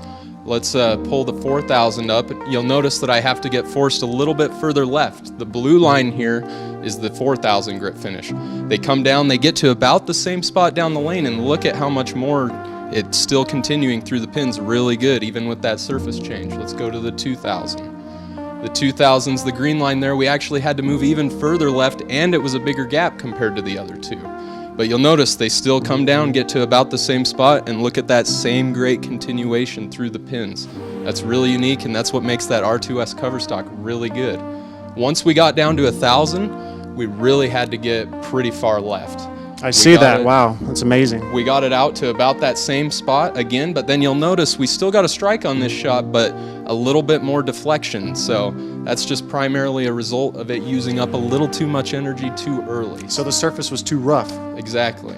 So based on our test results, Alex, what do you think was the best surface finish for your style of play? For me, I liked the 2000 was pretty good if the oil pattern was a little bit heavier. Maybe 4000 though would be a little bit more versatile for me. I have a little bit slower ball speed, a little bit higher rev rate, so I still want it to blend, but I don't want like that 1000, and it just forced me way too far left, and it was hard to get it through the pins. That makes sense. Well, Alex, that's some really good test results. And Storm Nation, that about does it for us. Thank you so much for your time and consideration watching this video. If you're watching it on Facebook, make sure you like and share. If you're watching it on YouTube, hit that subscribe button, and from both channels, we're going to pick the best comment and give the winner a limited edition Code Red t-shirt in 2 weeks from the date that this video airs. Peace out, Storm Nation.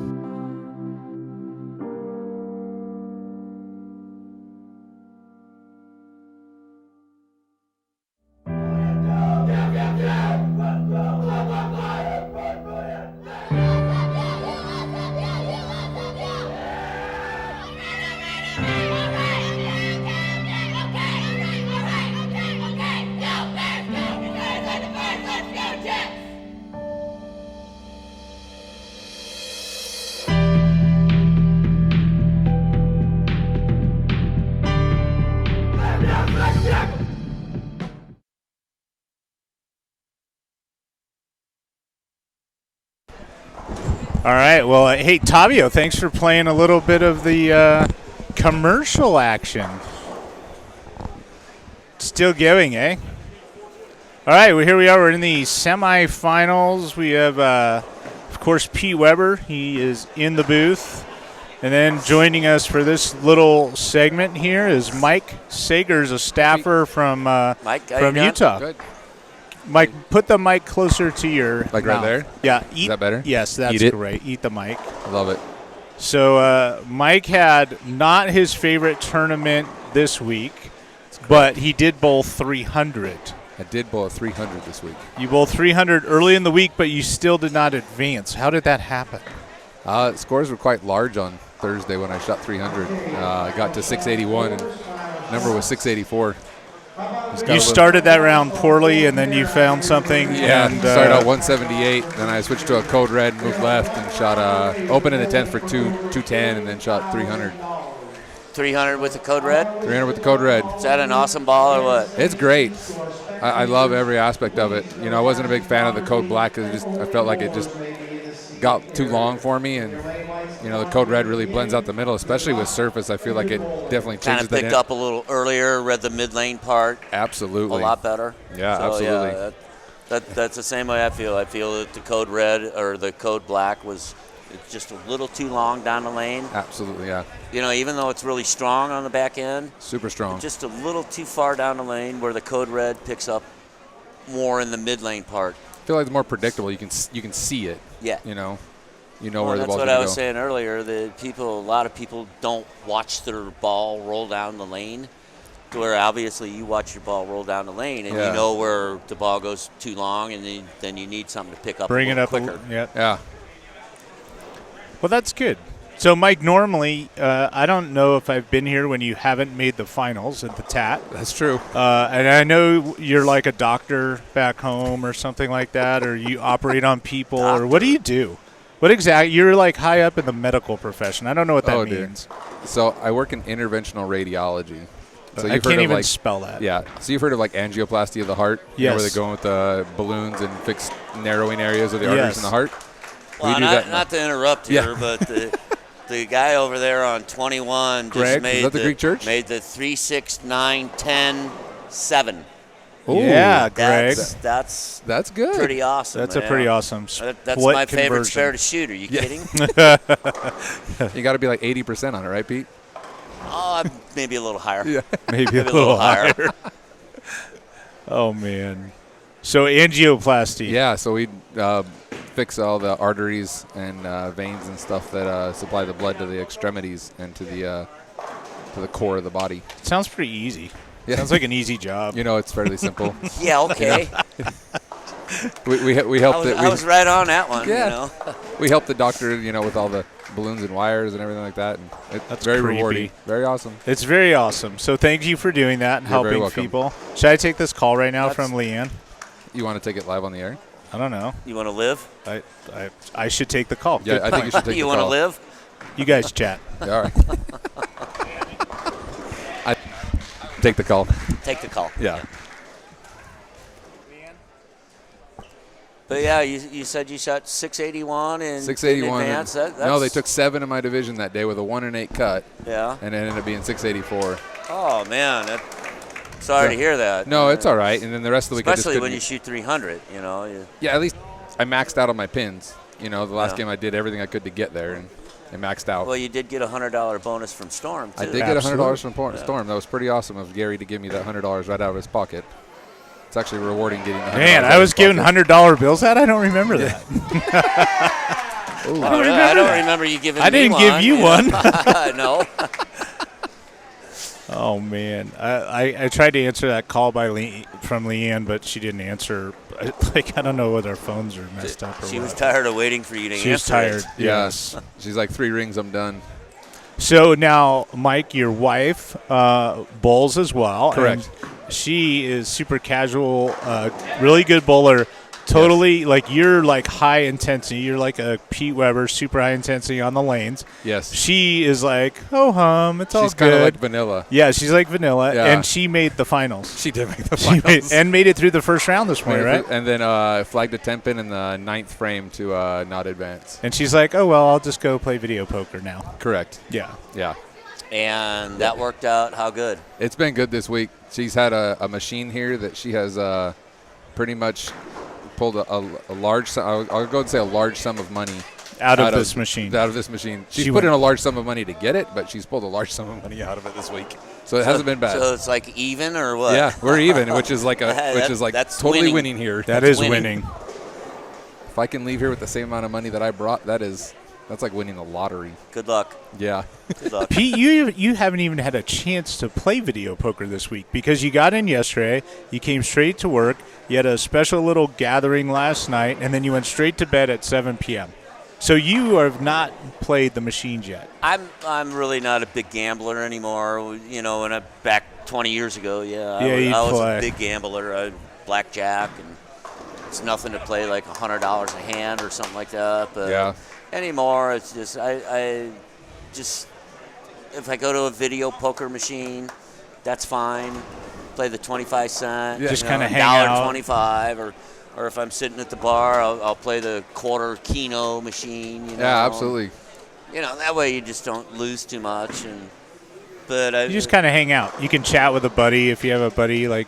Just have a beer and have some place to just relax. Exactly. Yeah. Exactly. Yep. Just have a cocktail and just relax and enjoy the time that you're having here. Yep. Absolutely. Totally agree. And we had talked a little bit. The Orleans did a remodel, not only in the bowling center, but also the property has created a couple new restaurants that are really nice. And we went to one last night. I think it's pronounced bailiwicks. Bailiwicks, yeah. Bailiwicks or ballywicks or something. I call it Ballywicks. Yeah. Okay. You know, everybody has their own. I don't know how to read it. It's Bail. So it's like bail. Yeah. But I think they say ballywicks, like you say, Pete, right? Yeah, Ballywicks. Yeah. Ballywicks. But anyway, it's a nice food. place, and then they've got a new steakhouse, which is really high-end and nice.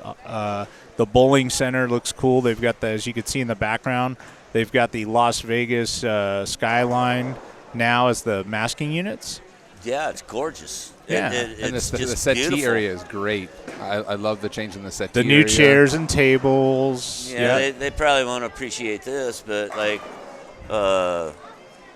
about 20 years ago, that when they first opened, Storm had the Storm Team Challenge here. Yeah, I remember that. Yeah, and I bowled and I kind of like swept my brackets. Yeah. Took it all. Took them all. Took everything. Well, I shot 770 and nobody else shot like 650. Yeah. So I had a lot of cash when I went downstairs. And I said, well, can I do this? And they're like, Pete, you can do whatever you want. Awesome. So and I wound up hitting them for like 30,000 on the blackjack table. Oh, so wow. that was kind of cool. Do whatever I want. Wow. Yeah. That's awesome. I'm glad that was 20 years ago because the IRS can't say nothing about it. Yeah, exactly. Yeah. And it was all cash, too. So. That's the best part, too. That's what I love about blackjack. Cash is king. Can't control it. Cash is king. I love it. Well, Yeah, I think from a bowling standpoint, where they moved the ball, they used to have those ball racks right on the approach or the settee area, and they've moved them back. It allows more space for us to walk around. They've done a really good job.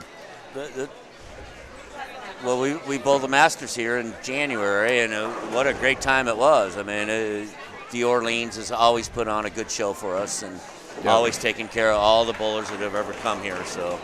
Yeah, it's Mr. Kaufman and Daryl, who's been around Vegas forever, back to the old showboat days, and he's here, and yeah. Back to the old showboat days. Yeah.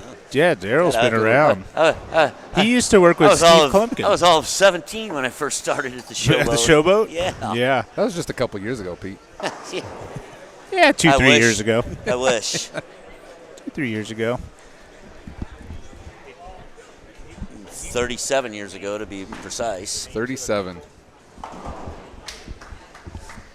Tabio's going to try to grab us some scorers paper so we know the bowlers in front of us instead of yelling A, B, C, D. I know Greg. The guys on 21 and 22, the guy made, he made that big split in the first frame. Yeah, that's Greg. The and other then guy Mark just Porter. made the 2-4-8-10 or 2-4-10 in the fourth frame to stay actually in the match. Wow.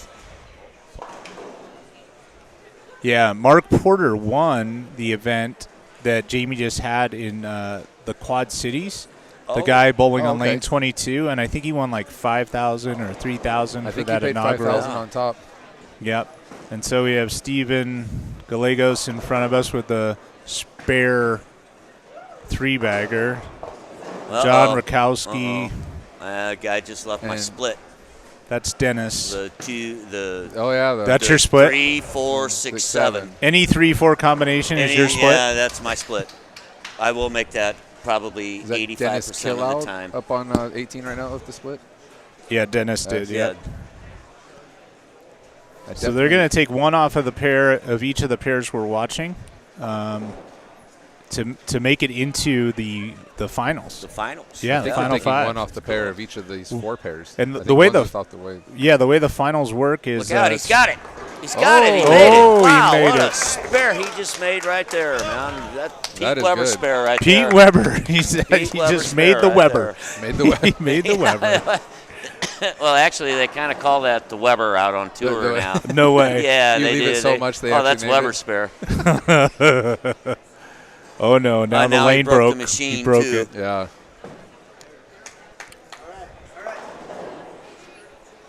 Porter get the double over there. I know he left the 4-pin. 4-pin.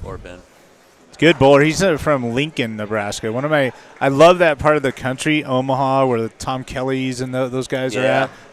Rich Abood, you know Rich Abood from Bowling on Rich Tour. Abood, Doug Laird, all those Bill guys. Straub, the coach of Nebraska. Lincoln for many years. Or Nebraska University. The main Nebraska, yeah. All right, I didn't know what to say. Yeah, I don't know either because they have so many Nebraska, whatever they are now. Yep. Yeah, a lot of good bowling people back there, and Mark does well in all those local events, and he does well when he competes nationally too. You know, there's a guy in Nebraska. His name's Ted Bear. Of course, Ted, Omaha Lancers. He opened a Hall of Fame museum, and he came by our house one day, and my mother gave him probably 25 to 30 trophies of my dad's from Dick's, just to put into his that Hall of Fame. How awesome is that? What a beautiful place it is too. You wouldn't believe it. I mean, he's got bowling balls from the cork bowling balls with the two fingers. Oh, nice. All the way up to Carmen Salvino, Dick Weber, myself, Parker Bone. Oh my God, that's awesome. It's just so cool. That's got to be a cool place to see. If you're ever in Omaha, Nebraska, please go by this Hall of Fame to see it. It's just absolutely perfect. I have a funny gutter spare strike. Ted Bear story. So Ted was hanging out at Kelly's Pro Shop, and I was in there with senior and junior. And he goes, "Hey, you are you in town tonight?" I go, "Yeah, I'm going to hang out. Junior and I are going to go to the riverboat and play blackjack." And he goes, "Why don't you come to the hockey game?" And Mika Koivu-Nemi was in town, and he's like, "Come to the hockey game. We'll go to the hockey game tonight." I'll go, "Okay." So we show up, and we didn't know where to go, and we didn't know that Ted owned the hockey team. So he was invited. We just thought he had tickets to the game, and then we get there, and they're like, "Oh, you're in the owner's box," and we're like, "We're in the owner's box." Yeah, Ted owns them. Omaha Lancers was. No, I didn't even know that. Yeah, that's pretty awesome. Even know that. That's pretty cool. It's pretty fun. All right, what do we got, Pete? What do you see out there in front of us? Who do you think's got the upper hand halfway through this game? We're on 21 and 22. Looks like Greg has the upper hand. Okay. Yep. Greg's got the upper hand. Yep. All right. You know, so far, there's still 3 frames of bowling left. But over here on 19 and 20, it's actually kind of close for everybody. I mean, everybody's within like 5, 6, 7 pins of each other. Of course, on 17, 18, we have the breakdown. Yeah, we're done. We're going to take the rest of the day off. I'm pretty sure Gallegos. Yeah. Yep. He's got a little bit of a lead. Steven's got a little lead here. Yeah. And John made the TV show here not too long ago. I think John won it a couple years ago. Yeah, I think I remember being up there taking pictures with him, giving him some money. Correct. Yeah. Out of your wallet. On the other pair, Storm's wallet. Our lefty that just shot 300 the last Josh game. Thompson. Yeah, he's our newest Storm staffer. He's pretty much got it in control right now. I think he's got on cruise control on that pair. He's pretty much in control. He had a 7 split, but he made the split. So, like I say, always full frames. That was your big lesson yesterday that you told everyone. Fill frames. Yep. Make them spares. Hey, when you were growing up, have you just always been a good spare shooter, or did you really practice spares? Actually, when I first joined the tour, I pretty much sucked at spares. shooting spares. Okay. I really did. And actually, this is a name out of the past. Joe Berardi. Of course. Wow. His wife, Debbie. So why do you hook the ball at your spares? Why don't you just throw it hard and straight at him? So I started doing that, and about a month later, I missed my first spare. She said, just throw it hard and straight at it.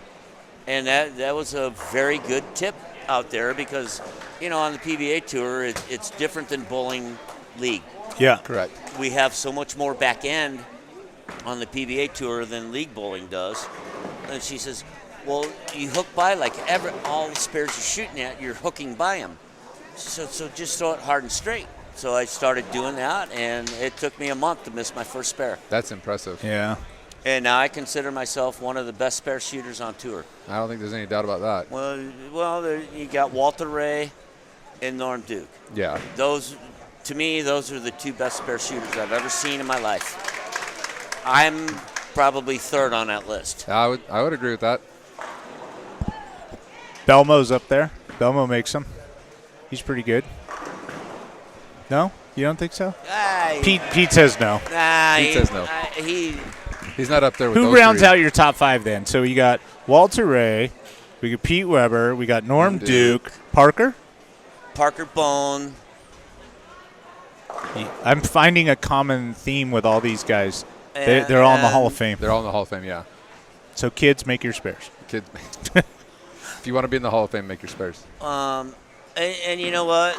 This might sound a little weird. Yeah. But Marshall Holman.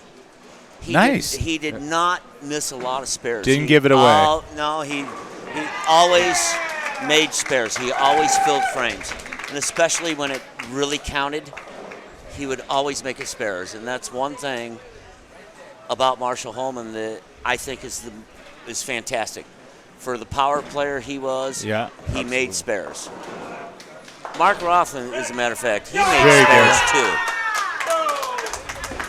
Look, split pick and pair over here. Picking splits up all over the place. Yeah, I know. It's like it's their job. I know. There's not a lot of holes up there when you look. It's like there's a lot of circles, out of these but not a lot of three pairs holes. in front of us, I see 1 8 split open. I only see one, and that is impressive. That when you can make your splits and make your spares like that, you're going to stay in the game, stay in the match. It keeps you in there. Speaking of a match over here, Mr. Thompson, the lefty, he's now got a match with himself there. With the guy bounced back after gutter spare three-bagger. There's Josh. And all right. Strikes there. No. Trying to advance to the finals. I'm not sure. Looks like he can the strike name. out. I don't know the gentleman's name on 14. But he's got. I mean, if he strikes out, forces him to double. He makes Scott, right? I think it's Josh. Josh. Yep, Josh. Makes him double in the 10th frame to win. Yeah, and he's got a big group of friends supporting him. Yes, he does. Every time he gets a strike, I hear the crowd go crazy. Along with Mr. Gallegos here, Steven. Steven. He's a nice guy. He's a real nice guy. Let's see what he's got. Look at this, man. Spare 6-bagger. Got one guy, spare strike, spare. I mean, potential 250 if he strikes out. The other guy on 18 right now, he's got, if he strikes out, potential 260. Oh. Look out, man. Boy, what a match we got going here. Wow. John Rakowski seems like he's always in the final match in his division. He is. He's always up there. The guy on 14 that we unfortunately don't know his name. I'm sorry. I apologize for not knowing your name. But he just threw a massive messenger and did not get the hit. He threw like several messengers. None of them like hit my him. Ball. It just the head pin went in front of the 10 pin instead of hitting it. Yeah. And I've noticed a lot here in this but house it's so that cool. the head pin goes in front of the 10 pin a lot. So he can double though and force him. Oh no. What a bad break there. He hit really light there and left a 6-7. And it actually wasn't that bad a shot to leave something like that. And that tightens that match up quite a bit. John's going to take his time and see. He'll take a deep breath here, and I suspect he's going to hit the pocket like usual. If he does things right, and if he does things like the way I explained yesterday, he's already visualized what he wants to do. All he's got to do is put the ball in his hand, take that deep breath, and let it go. Correct. So, but that match over there is still not over with yet. If he strikes out, he's 218. Forces him to Josh mark. is still going to have to mark in the 10th frame. Steven goes for the count. Yep. Did not give away a pin. That's the smart thing to do in a match like this. You go for the count. You don't go for the spare. Don't get overzealous about it. Because if you go for the spare, you might miss count. And then you miss both pins, you lose a couple pins on that. On that string. That could be very key in a situation like this. Oh. Uh-oh. Oh, what a break. What a good break. call that? Oh. Can opener, we call that? Whoa. And then 8-10? The poor guy on 20, he threw a great shot, and then 8-10. Now Josh has to mark coming on lane 14. Just off your screen, you can kind of see it a little bit. Kind of see lane 14. It's barely. You can't. We'll keep you informed. Never mind, you can't see it. Not really sure what's going on like 11 and 12, but we can't see that far. 11 and 12. So Greg is going to advance. Greg, our Storm friend, out of the senior division. This match is Look really at close. Wow, all of a sudden, Dennis says, "I'm going to throw strikes." Or 17 and 18 is not over with by no means. That's an unfortunate messenger that didn't carry now. Well, you know what, Josh? I got to tell you, he's both. I've been here all week, and I think Josh is the guy that's bowled the best consistently all week. His scores are pretty consistent across the board. He has been bowling great, and he's going to get up right now in the 10th with the ball in hand. He needs a mark. He needs a mark. I think he needs a mark to win. Needs a mark to win. Nice kid, too. I think he gets this.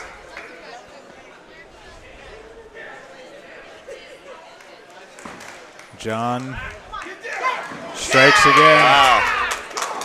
And Josh strikes. Strikes. He advances.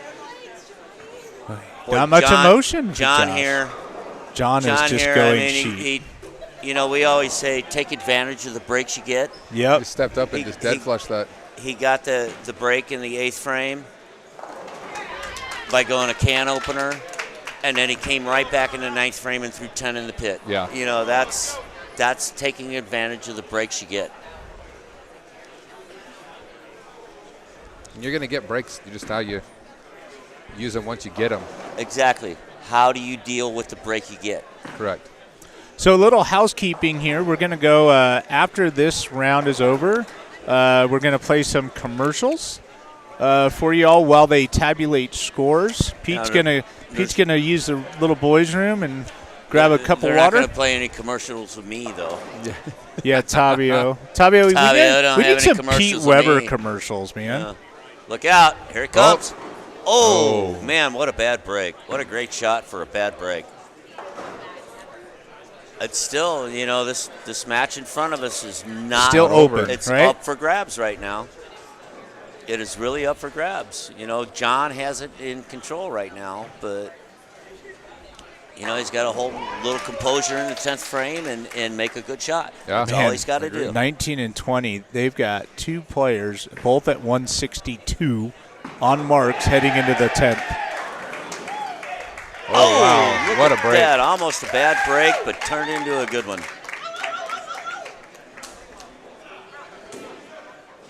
Boy, this match on 17-18 is really exciting right now. Oh, it is. Then we get this. Everybody is still right there. I mean, the guy off your camera, you guys can't see at home, but Josh. Pete met this guy. He's a scratch golfer. Yeah. He's down there. Wow. He's excited right now. Oh, Pete. he's starting to show a little PDW emotion over there. That division. You guys must have a golf game going on later. You and Josh. Never know. That division still has one more game to determine who's going to bowl for the finals. Yeah. All right, here we go. Noah, now we've got another issue with the a mechanical issue on 17 and 18. That's going to make people think a little bit. So our match over here on 19 and 20. What are their handicaps, Gary? Not real sure about handicaps. 29 maybe? Yeah, it looks like 29, 28, and 38. 38. Is the letter. So we need to get these back to them so they can write their score on them. I'll go. You want to go deliver them? Or you want me to deliver them? No. Hey, Randy. Can you deliver those to the lanes? See, now this is what I don't like. This is like a commercial break. Yeah, this is horrible. He's waiting on the lane to be fixed. At the biggest moment of the tournament. Yeah, and if he throws a strike, he's in the 240s, which makes John have good count. If he throws the strike, then the other guy, John has to throw like an 8 count. 8 spare. Yeah, 8 spare to win by a 8 spare pin. strike would be a win by a pin. 8 spare strike to win by a pin, but this is what makes everything. This is what makes everything. The commercial breaks. I mean, you see the guys come out of commercial breaks on the tour, and all of a sudden, we've had to wait like 3-4 minutes, and then our hand like swells up a little bit. It seems like it is the hardest shot in bowling for you guys. It is. I mean, you could have the front 5, and then all of a sudden, you got a commercial break, and then you come back, and all of a sudden the ball doesn't come off your hand, and that's because of that 3 or 4 minutes. Your hand kind of swells up a little bit, and it makes it harder for it to come off. Now, this is the crucial point that if Gallegos can get over that and let the ball off his hand. He's going to put a little heat on John. He's going to put a lot of heat on John, and John's going to think about it. Yeah, because John's up as well, and he's having to sit here and wait and think about it. By the way, John's last 2 shots, also on 17 and 18, he carried the 2-8, and then he went through the face and carried. Haven't been good. They haven't been good, so he's not exactly lined up on 17. Nope. So if Steve can get some heat on him, I think you're right, Pete. He's going to have to think about it a little. Well, you would think that when they fix a lane that they would let him know that it's fixed, and I don't think they let him know. So, look, here we go. Lane went off again. This is a lot of pressure on him. Let's see how he handles it.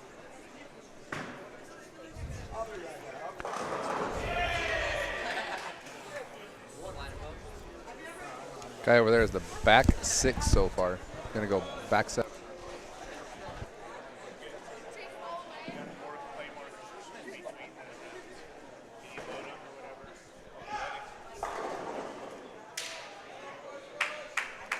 That's the scratch golfer over there you're referring to? I think Josh shot 192, and I'm not sure about that pair, how many advance off that pair. 2 are going to advance the whole 1 game. He smacked his hands like he's like, okay, I advance. There's a 192 and a 190. I just don't know what their handicaps are. Do they have a handicap in that division? Yeah, that's the 215 and under division. Oh. They have handicap. And that guy there threw last 5 out of 6 for 234. Man. Not real sure about his handicap, but I know he's going to advance. Yes. Do you have contacts, Pete? You can see that far? It's far away. If it's up close, I can't see. Oh, okay. If I'm holding this like this, I can't read this. Can't read, huh? Can you not see that far? Oh, I can't see that far with my glasses. Here we go. Pete's like looking down there like eagle eyes. I look like a good shot. Oh, what a break. What a break. He's into 240s now. Now, John needs to get up. Like we talked, John has been lost on this lane. He's been very fortunate. He needs to get up. Those last 2 shots have been a little high. Yep. To say the least. He just needs to stay focused. Looks like he threw it really good. Oh. Okay, now he's got 9. He just needs a mark, right? He needs to make the spare and then count. 220, he's in. No. Or he's got 230. I thought there was only one off you're right. spare that advanced. You're right. Yeah, the winner of this This is a big count right here. This is a big fill ball for Steven. Uh-oh. Oh, it's high. Oh, boy.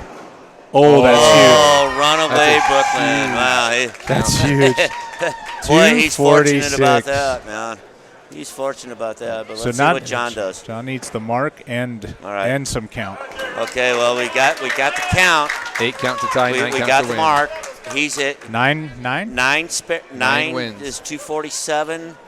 8 is 246. This is exciting, and the poor guy, the other guy, can strike out for 235 and have no sniff. Yeah, he's already shut out. He's out of pins. So let's see what John does here. I mean, let's see. Can he handle the pressure? Can he really handle the pressure? Just got to take that deep breath like you're talking, Pete, and just get up and throw that same exact shot. Absolutely.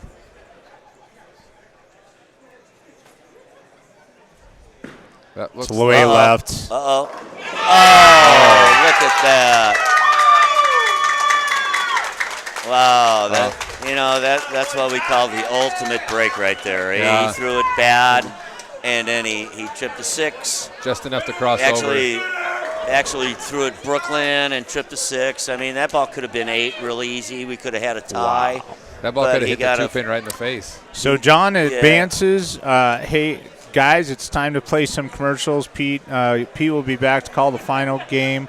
Sagers, I know you're heading out back to save lives in Utah with your doctors, so thank you for joining us in the booth. Thanks for having me. And congratulations on your 300 game. It's not easy to bowl 300 on this demanding condition. No, very good, man. So, very good. 300, and then, like I said, a $100 bonus from Gary Holzenberg's pocket. It was the best thing ever. All right, guys. You know he's going to get reimbursed for that, though. Yeah, I'm sure he's going to get reimbursed. Yeah, but Tavio, let those good clips run there. Yeah.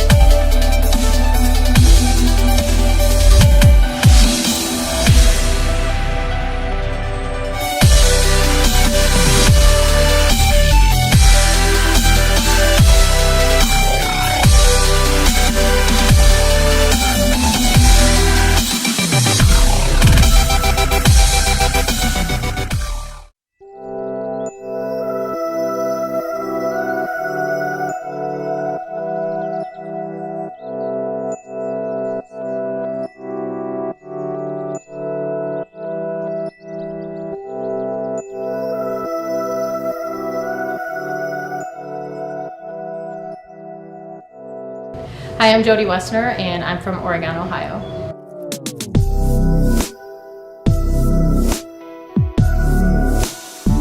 My husband sent me a text message and said, congratulations, not only were you high in the nation, but it was a record. And I said, oh, am I? Great. It was quite a surprise. I knew I was high in Ohio, but had no idea that I was high in the nation, or it was a record.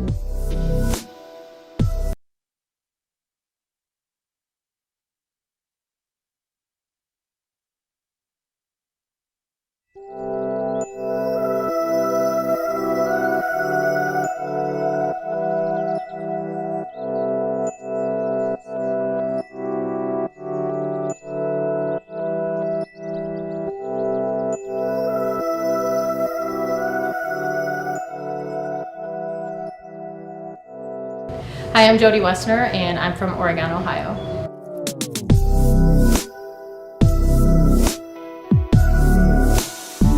My husband sent me a text message and said, congratulations, not only were you high in the nation, but it was a record. And I said, oh, am I? Great. It was quite a surprise. I knew I was high in Ohio, but had no idea that I was high in the nation, or it was a record.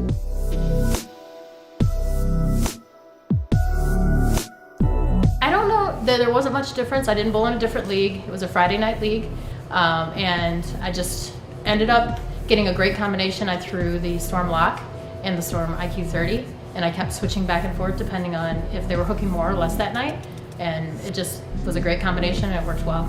I'm just a competitive person. I never got to bowl full-time prior to when there was a tour before.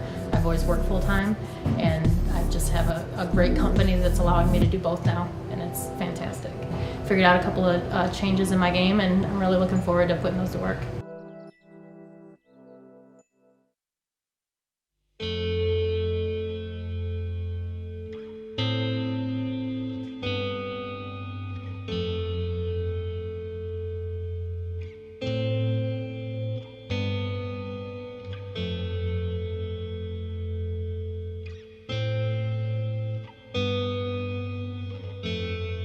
My name is Danielle Mckeon, and I'm a bowler. Bowling has taken me all over the world and opened my eyes to the wonder and beauty that it holds. If I have learned anything from travel, it's to be in the now.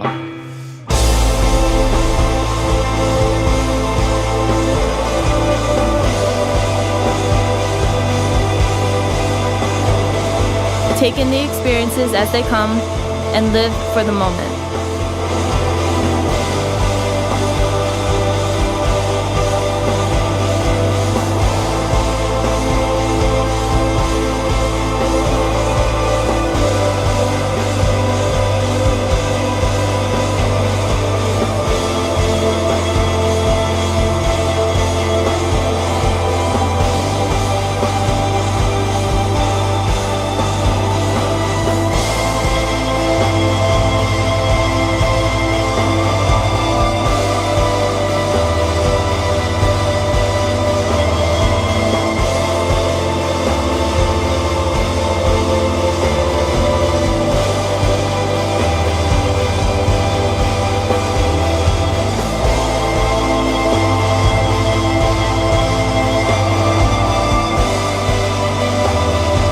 The marvels we see today could be gone tomorrow.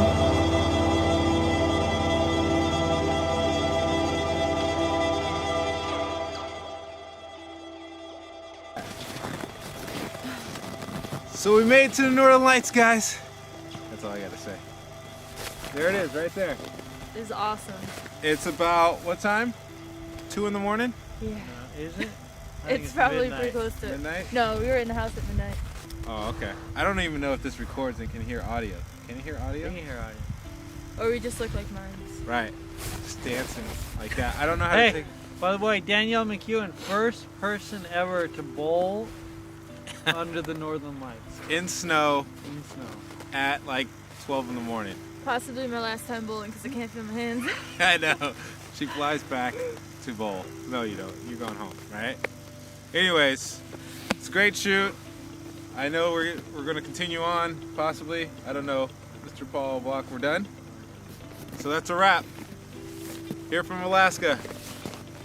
Thanks all.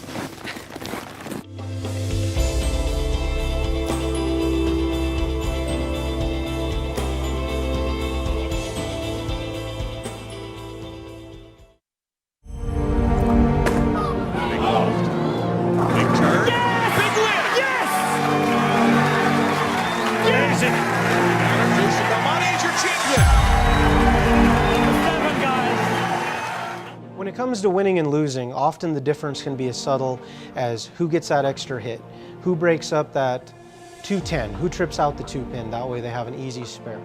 So when we're talking, for example, the Players' Championship, when we first released this ball, Belmo was able to do something quite amazing with it.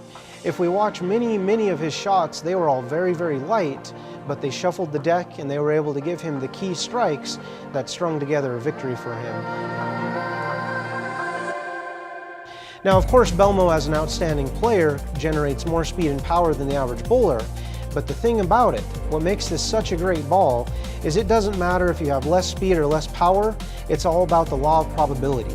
So if you're giving yourself even a 1 or 2% advantage in order to carry that extra hit, I guarantee you over the course of a game or a 9-game tournament block, that can be the difference between winning and losing when it comes down to 1 or 2 simple hits.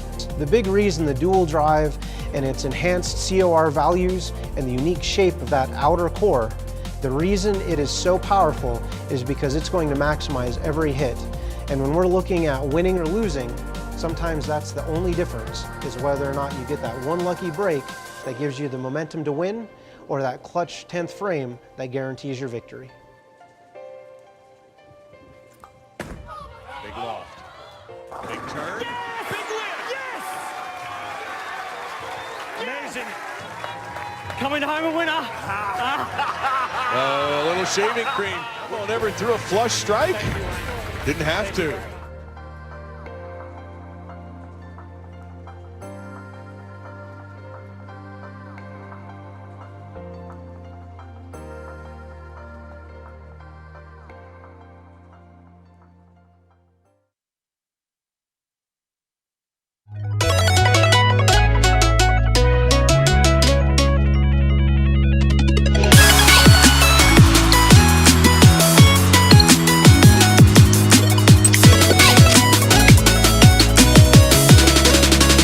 My name is Darren Tang. I've been bowling for 15 years. I'm from San Francisco.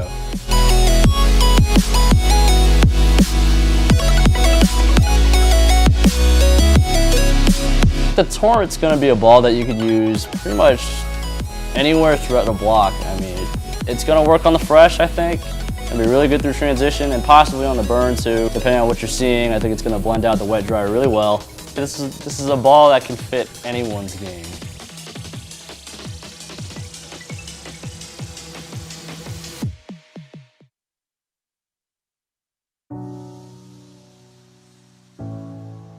My name is Nate Bywater and I'm the lead developer here at Storm Bowling. We put a lot of thought into what the Storm Nation uses and how they're going to get their information out. And looking at our demographic, we noticed that a lot of you guys are using your mobile phones, and so we geared the matchmaker to be mobile friendly. We set out with the first priority of designing it to be mobile friendly.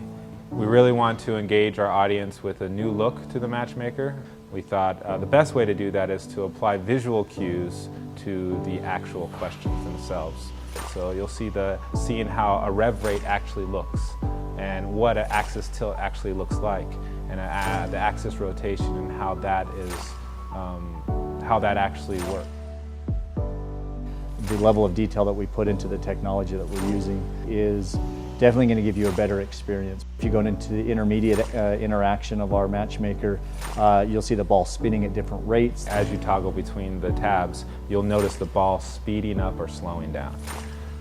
Once they go to the axis rotation, you'll have your PAP that actually moves as a point. And then when you go to your axis tilt, that PAP would move in a vertical manner. With all that, we hope that the experience will be a much more engaging experience and that the user can start to understand more about how their ball rolls. And the technology that we put into it and the effort and the knowledge that you get out of this, we're just excited to see the results.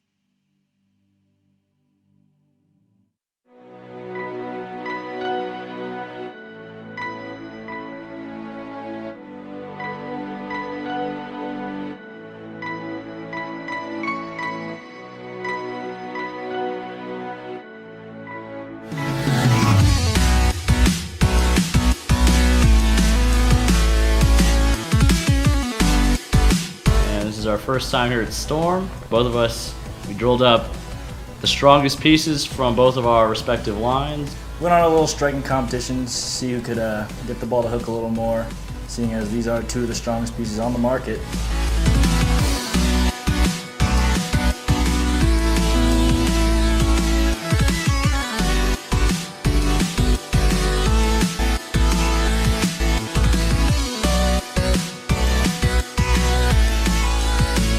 I hope you don't ball the way you dress.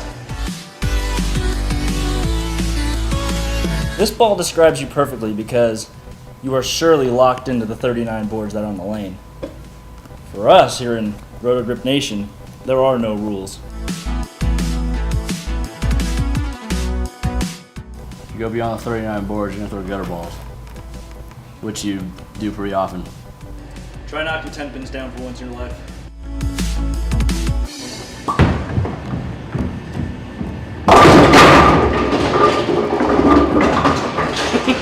Oh my god. I got nothing. Yeah.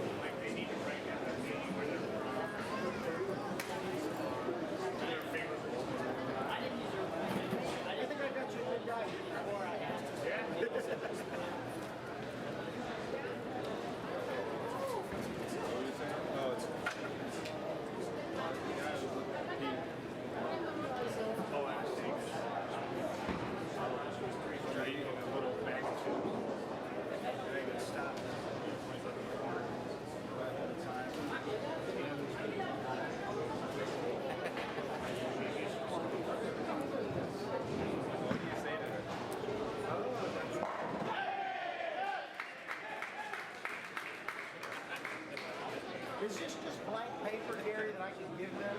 No, it's not. Okay. So anyway, I haven't got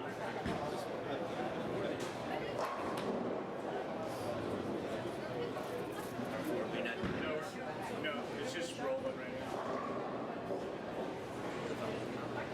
Jump in and Tario can turn your headset on. You want to talk?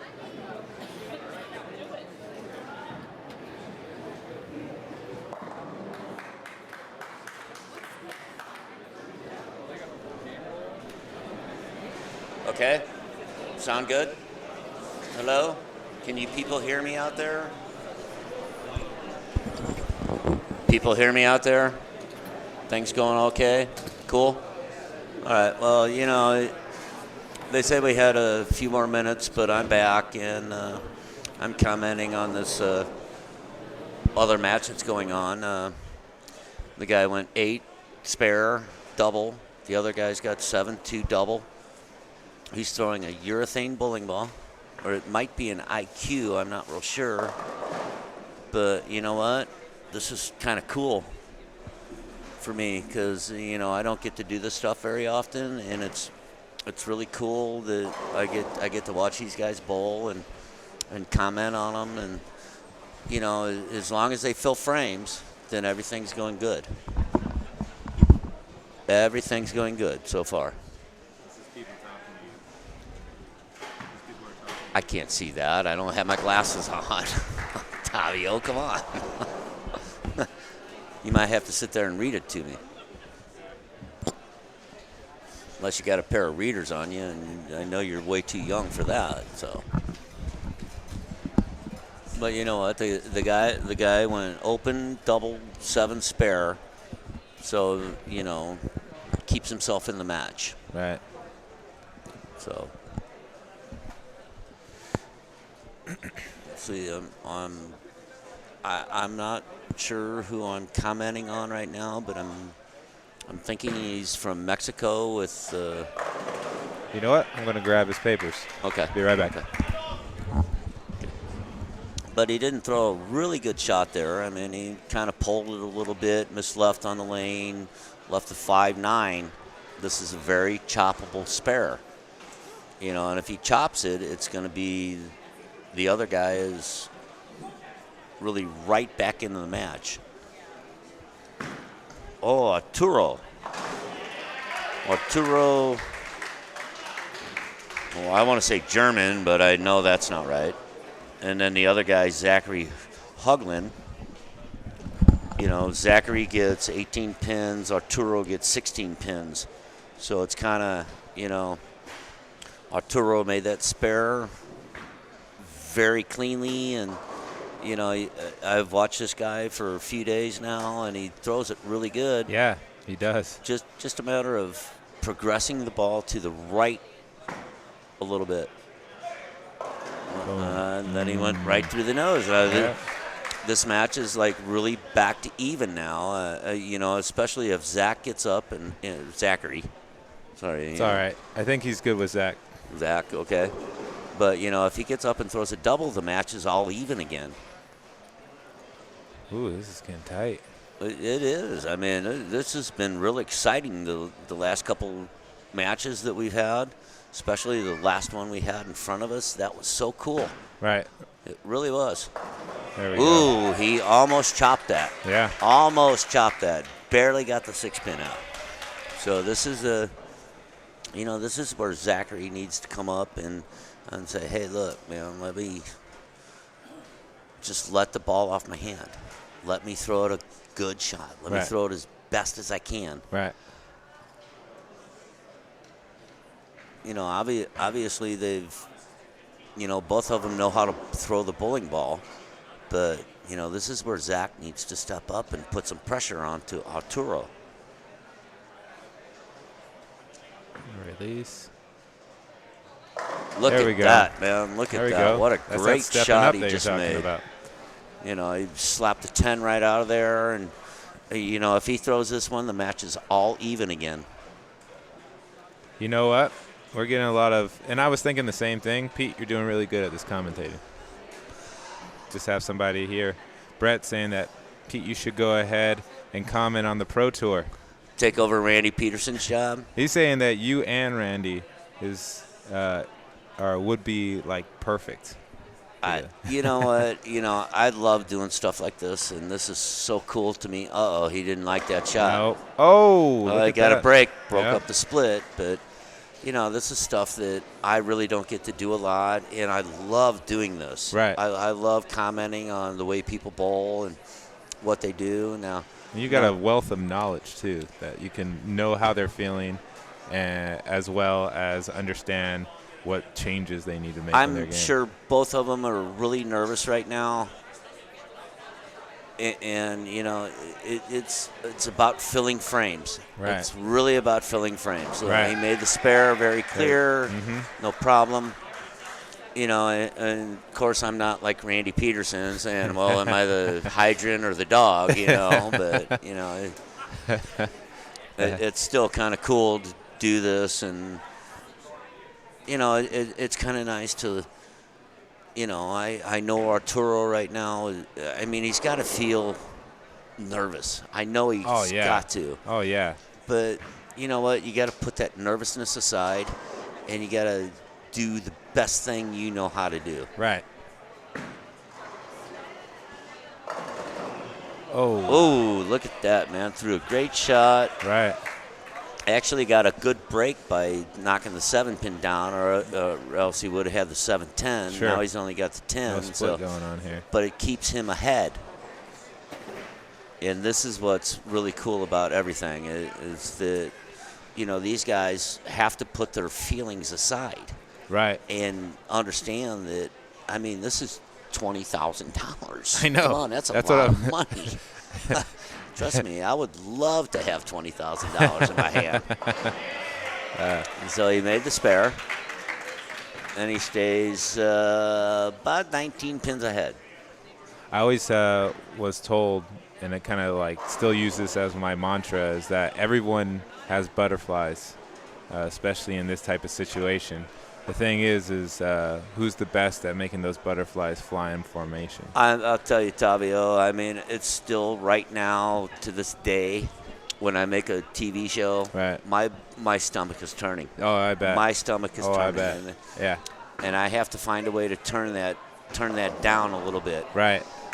And it just sometimes you just can't turn it down. You just get so amped and so ready to do something that you just do something that you're not accustomed to doing. Is there a calming technique that you do or anything when you start to get a little bit out of pocket with your own feelings? Yeah, I will close my eyes and think of something that makes me happy. Right. I will close my eyes. I think about going to Hawaii for a week or something like that. Or, nice. Or just anything that will. Well, I can't say the other thing I want to say, but like Arturo, he got maybe a little excited. He left the 210 and didn't make it. So Zachary's right back in the match. Yeah, right back in the match. Actually, if he throws a strike right now, he's in the lead. Right.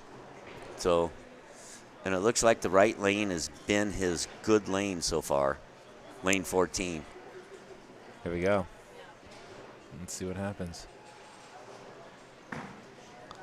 Let it off. He likes it. Came up a little yeah. light, but you know what? And he can pick that up. It still keeps him ahead. Right. Even though he got 9, still keeps him ahead in the match. Now all he's got to do is make the spare.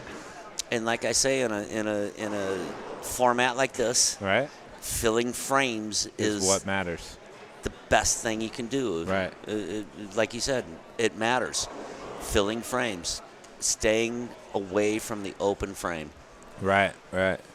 That's why spare shooting is so important. And I'm pretty sure Zach is a pretty good spare shooter here. Yeah. Now that I say that, I'll probably miss it. But no, he made it. I'd hate to be Nelson Burton Jr. and be the kiss of death, But like I say, he stays 3 pins ahead. And he's got to compose now. He's got to think about what's going on. Man, it's like the only enemy is yourself. In a single game match, you're the only enemy you have. Your opponent is not your enemy. Right. You are your enemy. Sure.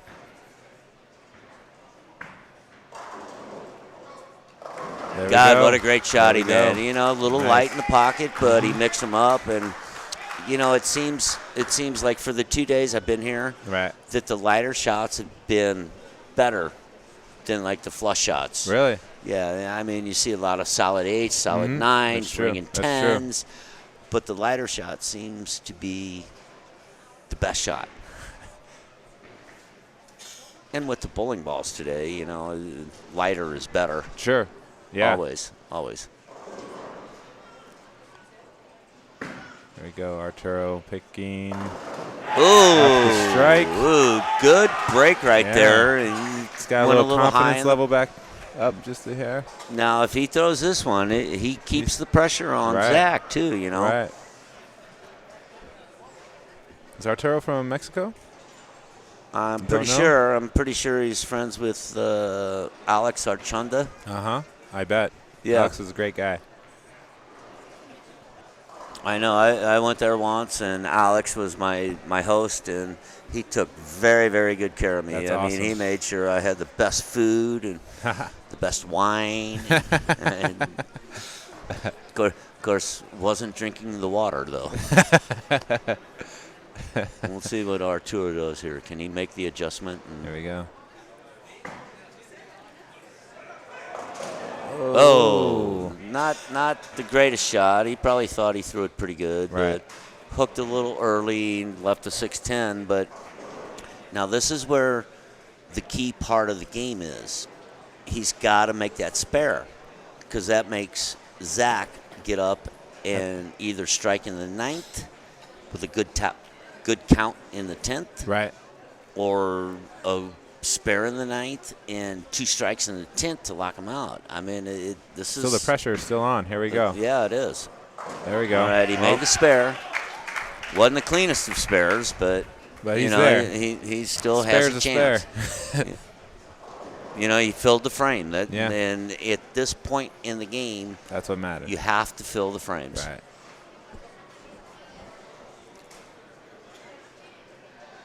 Now, Zach is coming up in the 9th frame. If he throws a strike in the 9th, 8 spare strike in the 10th, he'll win by a pin, but, that's not an easy task right now. No.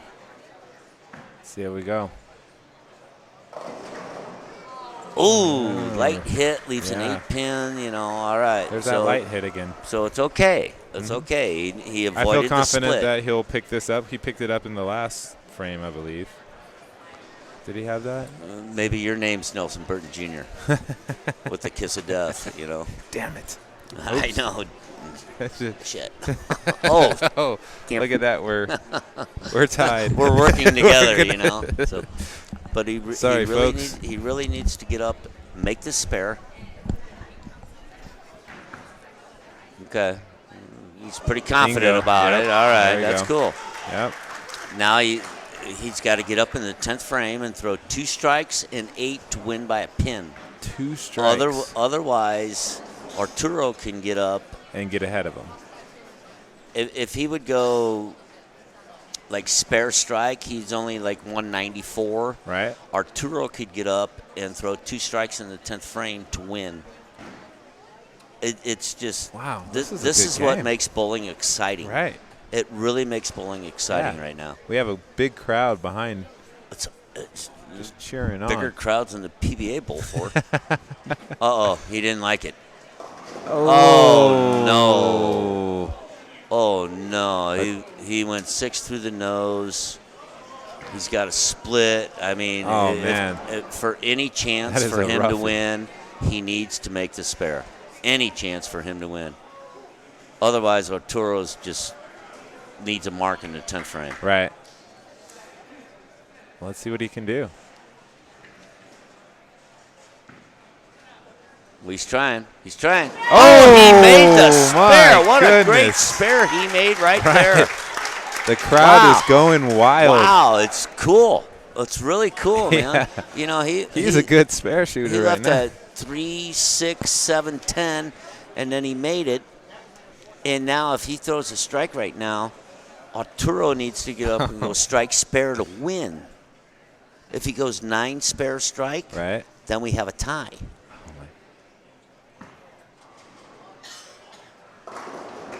All right, he got 9, so it's 190. So Arturo needs 9 spare strike to win. 9 spare strike. Or strike spare to win. Or strike 9 to win. This is exciting, man. This is really cool. There we go. We'll see if Arturo was listening to us the other day. You know, do everything you need to do before you get on the approach and throw the best shot you can. Right. Have everything calibrate before you get on that approach. Exactly. Exactly.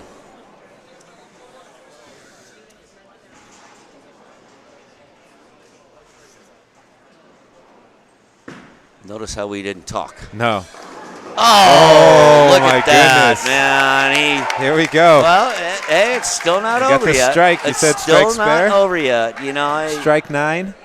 He needs 9 pins. So if he strikes in again. 2 shots to win.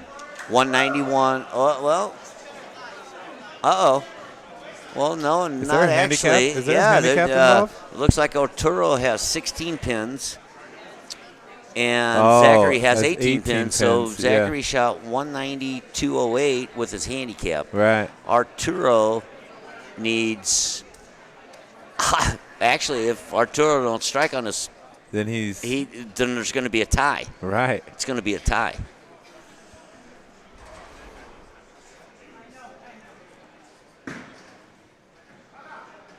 Oh my God! What a great shot Arturo just threw. He's feeling it. He just made Zach a loser. I mean, I'm sorry. I know that sounded bad, but I mean, what a great shot Arturo just threw. Man, he put 10 in the pit. He put 10 pins straight back in the pit. He won, even with the handicap. You know, that was awesome. Yes. That was really an awesome shot. You know, by all means, don't throw a strike ball. Just take a spare ball and throw it straight at the head pin because you know you won already. That's true. Well, look at that. He says, well, I'll show you, and I'll just throw 10 in the pit again. But what an awesome shot he made to win. Right. Awesome shot he made His to win. excitement is loud. He's getting a lot of cheering from his squad over there. High fives and fist bumps. Man, he did a great job. All the Mexico people that came here. Yeah, everyone from and Mexico. Alex and all them guys. Yep. Man, what a great match that was. That is awesome. That was so cool. So now I think we move into the finals, the actual final. That was our last, believe what, semifinal, and it leads to the final right here on pair 15 and 16. I'm hoping it was 17, 18. It's a little closer to what I can see, you know. I know.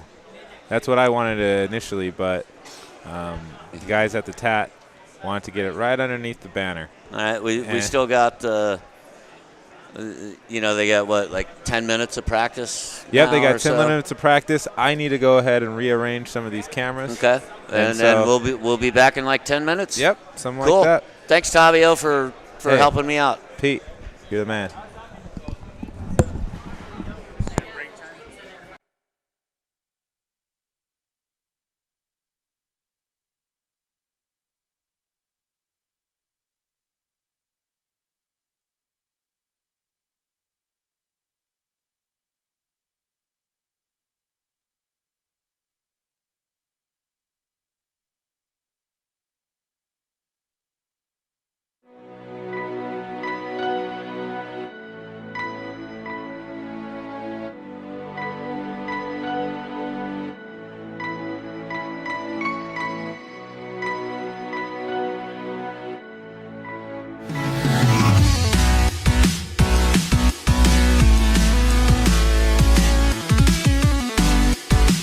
This is our first time here at Storm. Both of us, we drilled up the strongest pieces from both of our respective lines. Went on a little striking competition to see who could get the ball to hook a little more, seeing as these are two of the strongest pieces on the market.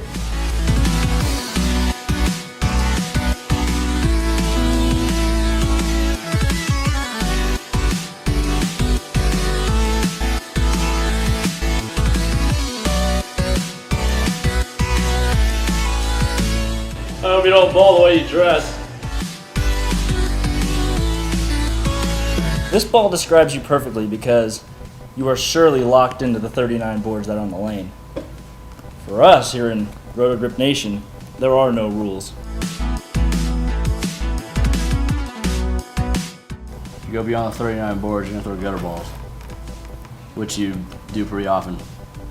Try knocking 10 pins down for once in your life.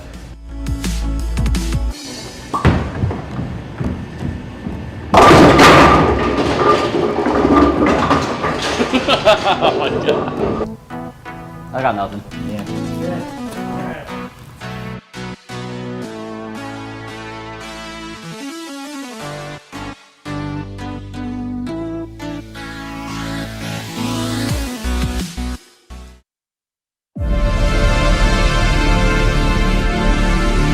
Leanne Holsenberg, Storm National Staff Member and PWBA member.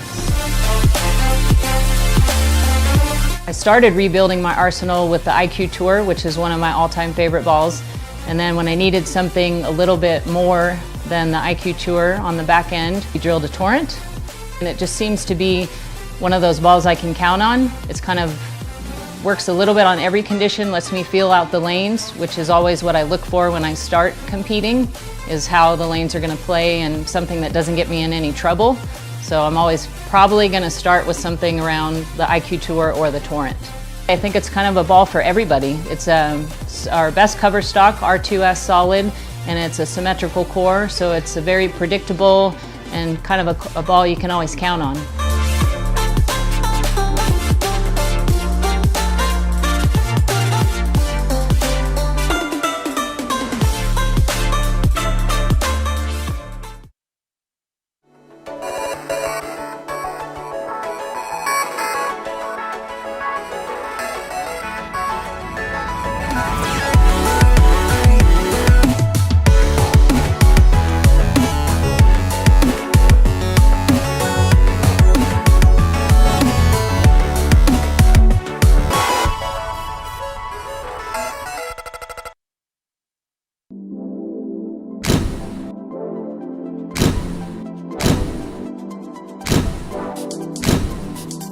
Hi, my name's Wendy Mcpherson. I live in Henderson, Nevada. I've been a bowler since I was age 7. Went out on tour when I turned 18. I love the way my heart beats when I bowl. We strive to feel that way to be successful, and I think it's important to know how to win. And then you want to feel that great feeling of being a champion.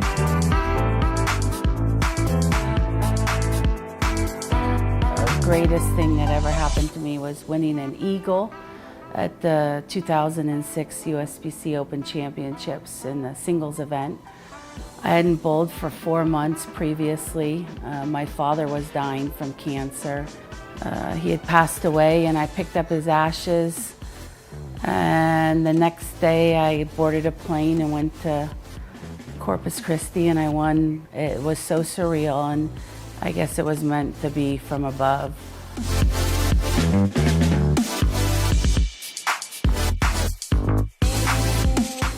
I'm happy. I've had a great career.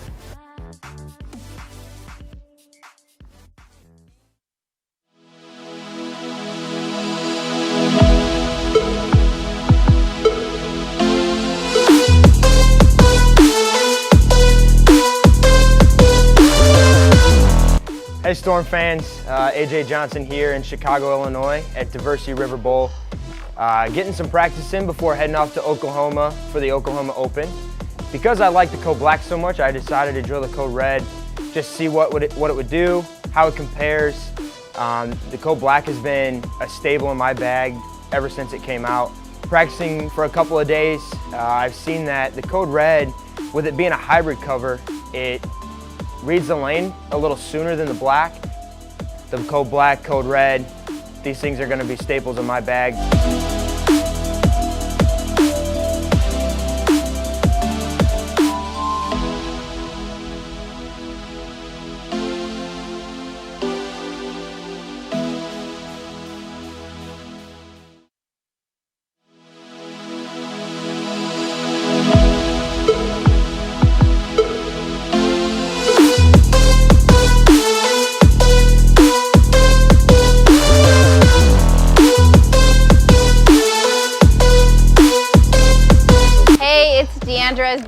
Welcome to Chicago. This is my home house.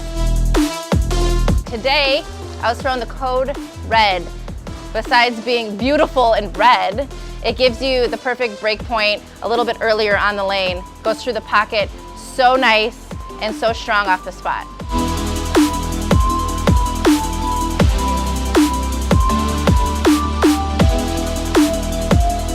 I just got off of a PWBA stop in Detroit, and it definitely came out of my bag. I used it. There was a little bit more oil on the lane, and I needed my ball to read a little bit sooner, and it was the perfect choice when my code black was just going a little bit too long. It really matters how the ball goes through the pins. So if you watch your ball reaction and you watch how it goes through the pins, is it going through the pins and kind of deflecting, or is it actually continuing through the pins? And I know that my code red definitely continues through the pins when it hits the pocket.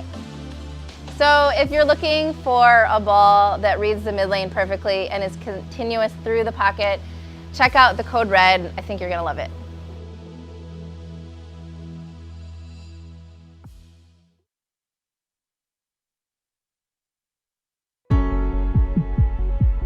Hey, what's up, Storm Nation? I'm Chad McLean, Storm's technical manager, and this man to my left is Alex Hoskins. Alex does a ton of testing for us here at Storm, so he's here to help me show you some really cool things about, obviously, the code red. So we all know that the code red is the continuation of the code black, but what does that even mean, Alex? Yeah, the code red, it has the same core on the inside, the RAD4 core. The biggest difference is we have the R2S hybrid cover stock on the outside. Now that's a 2-part pearl, 1-part solid hybrid reactive. So it's going to be a little bit stronger, bring the spot a little closer to you. It's going to be a great step up from the code black. Okay, so you had mentioned the R2S. Now that's a cover stock that's rarely seen on a Premier Line ball. So the reason behind that is because the R2S is very easy to manipulate the surface. So what's a good way to show them some cool surface changes? Yeah, we're going to do a cool test today, and it's going to be involving surface changes. We're going to use Specto. We're going to throw the ball at the original out-of-box finish to start. We're going to kind of get a baseline there. We'll go into the pro shop. We'll change the surface a couple of times, maybe 4,000, 2,000, 1,000. We'll throw them all on Specto, and we'll see kind of what the differences are and how it might suit your style better at a different ball surface. That sounds like a really cool test, and I'm looking forward to seeing the results. So let's get started.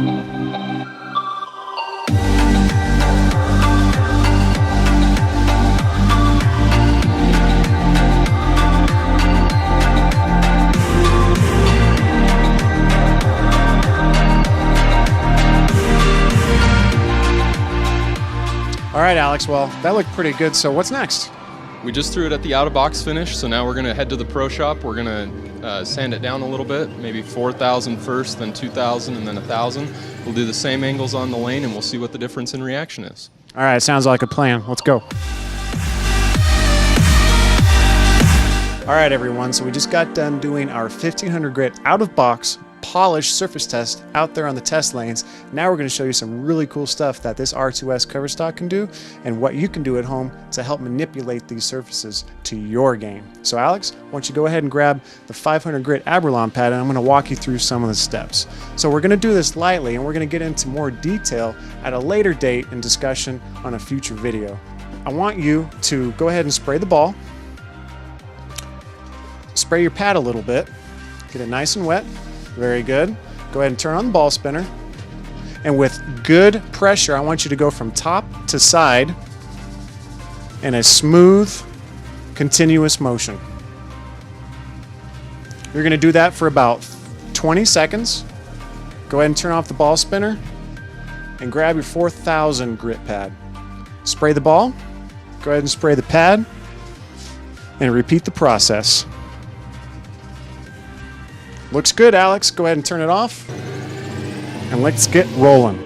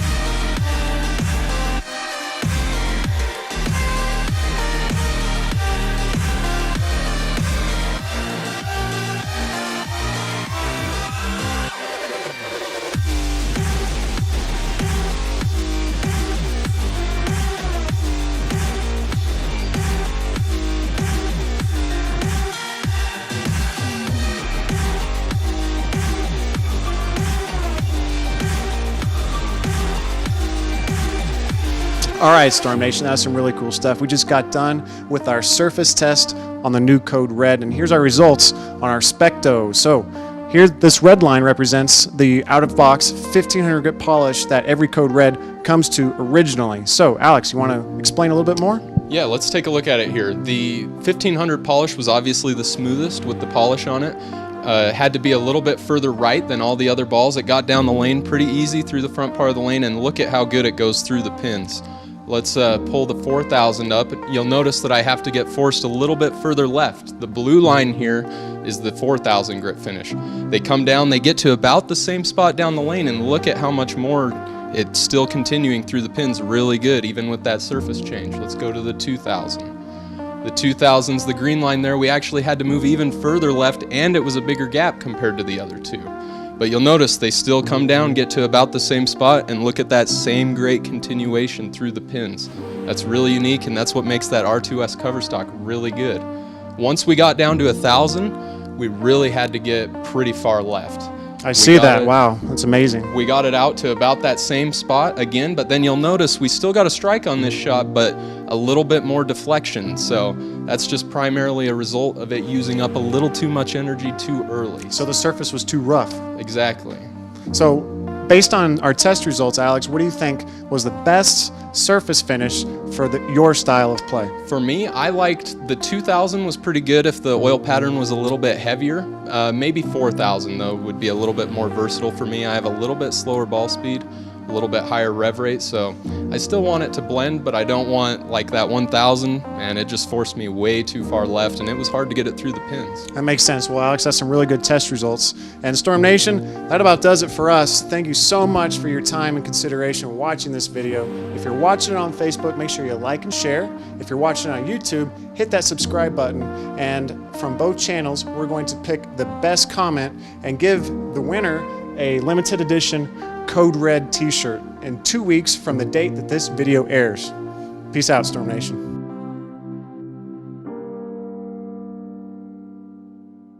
Once again, allow you guys, we couldn't have this tournament go on. So how about giving yourselves one big round of applause and for Hey everybody, Gary Holstenberg, and man, you can hear Ed in the background. You see Pete Weber, he's out there. We are ready to give the big money away. We've got a $20,000 first place going out to one of these 5 players. Love to tell you about our bowlers that have won their division. At this point, 5 different divisions. They are the champions of their division, and now they combine, and Pete's got to say a few words out there. We'll let it. You know, a lot of these guys are practicing. You know, I've been out here for 2 days now, and I've watched, and it's so cool. Everything's come down to like a 10th frame and 2 performances in 10th frame. Some of these guys Doesn't work. Doesn't work. That's really, really cool. No, I'm just saying he's not talking. Their emotions under control. They perform when they need to. That's what bowling's all about, keeping cool and performing when you need to. So these guys deserve a big round of applause.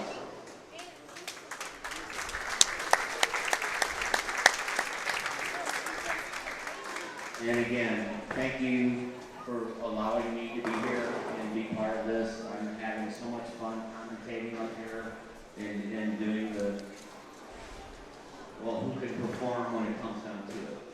And a lot of these guys, like I say, have performed when they come down to it. So thank you very much for allowing me to be here, and I hope I get invited back next year to do some of this. Thank you very much. Well, that was just Pete Weber wanting to acknowledge and thank the tournament, Jamie and his crew, Ed, and everyone at the TAT. And also just acknowledging these players. They bowled so well to get to this top final 5. And we're very pleased. I want to tell you about who won the divisions. On the under 35 division, Mr. Thompson is the champion on that one. In the middle, age 36 to 54, John Rakowski. He's a familiar face on our finals television show here. Greg Noor from Covina, senior champion. And let's see, who else do we got in this finals? John Henry Coe from Los Angeles, the 189 and under handicap champion. And the 215 division, Arturo Germain from Mexico. So those are our 5 finalists that are competing for, again, $20,000. They're going to roll 1 game. Pete Weber is back in the booth. Pete, say something so I can hear you. I can't hear you. Is Pete live over there?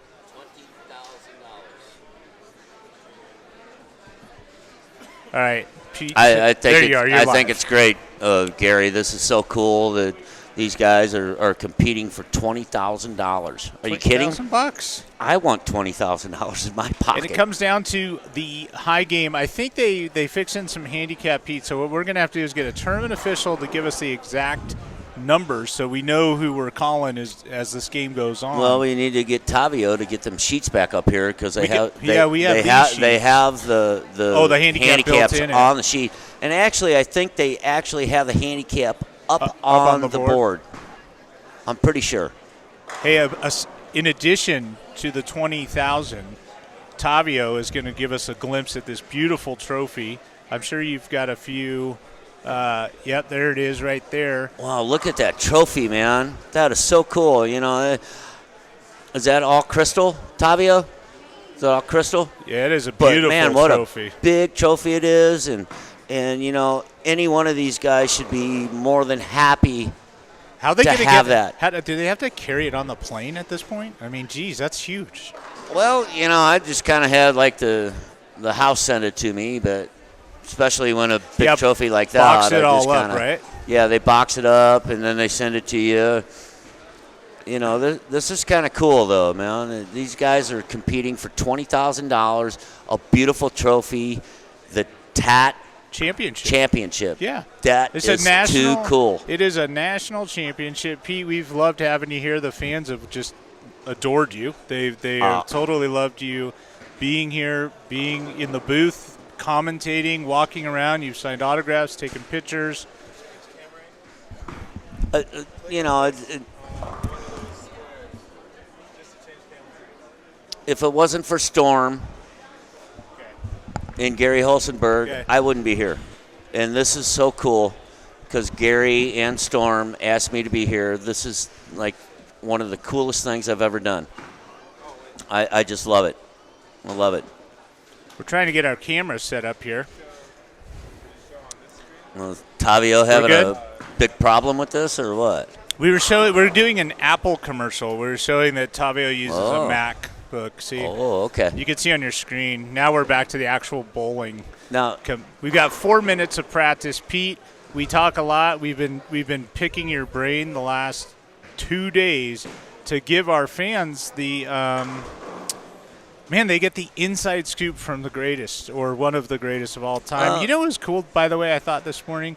Yesterday I called you the greatest of all time, and you said, that's my dad.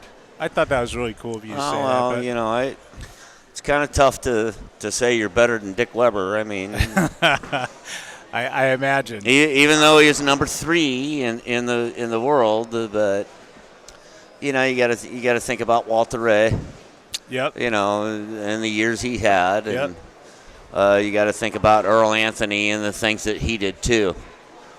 But you know what? I still say that Dick Weber's the best bowler of all time. Even though he's my father, yeah, cool. But you just don't know what he did with a lot less than what we have today. Yeah. I mean, with the rubber bowling ball. I mean, he was. So not only that, as the great champion that your dad, Dick, was, I got to meet him a couple of times because I was buddies with Ted Hoffman out there at Earl Anthony's Dublin Bowl. And Ted took me to Akron one time when I was really young, and I got to go to dinner with a few folks, including your dad. And then I saw your dad, like, literally 3 years later somewhere in passing, and he remembered my name. Oh. And I was like, how did he Dick Weber. He remembered everybody's Dick name. Weber. I mean, you don't know how many times I heard, hey, I bowled with you in 1962, and he said, oh, your name's Bill, and I shot 258 for you. Really? And the guy's jaw just dropped, and it was so cool to see the way that people reacted to my dad. Yep. And then, you know, he would be sitting back and watching me, and then like 20 years later, the guy came, man, your dad was watching you bowl, and then he remembered me, and then he talked to me for like 20 minutes, and yeah, it's so cool.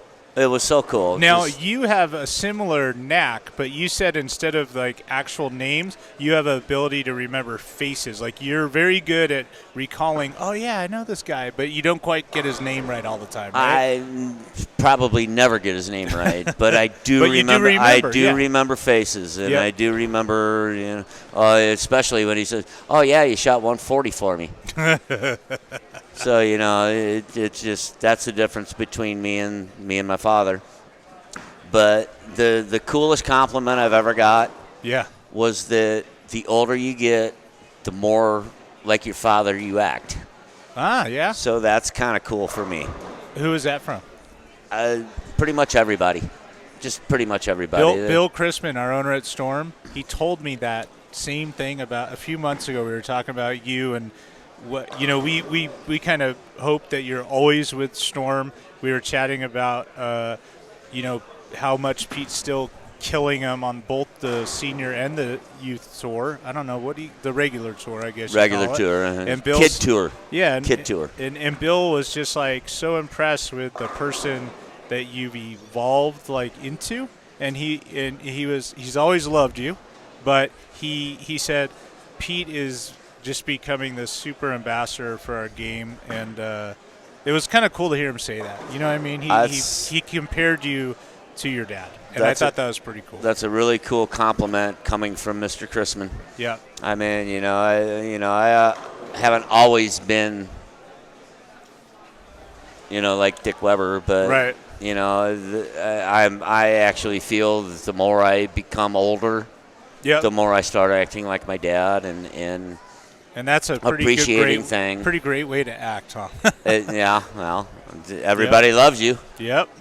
And it's kind of cool right now, and like I say, I mean, Bill Chrisman took a chance on me in 1996. Or, yeah.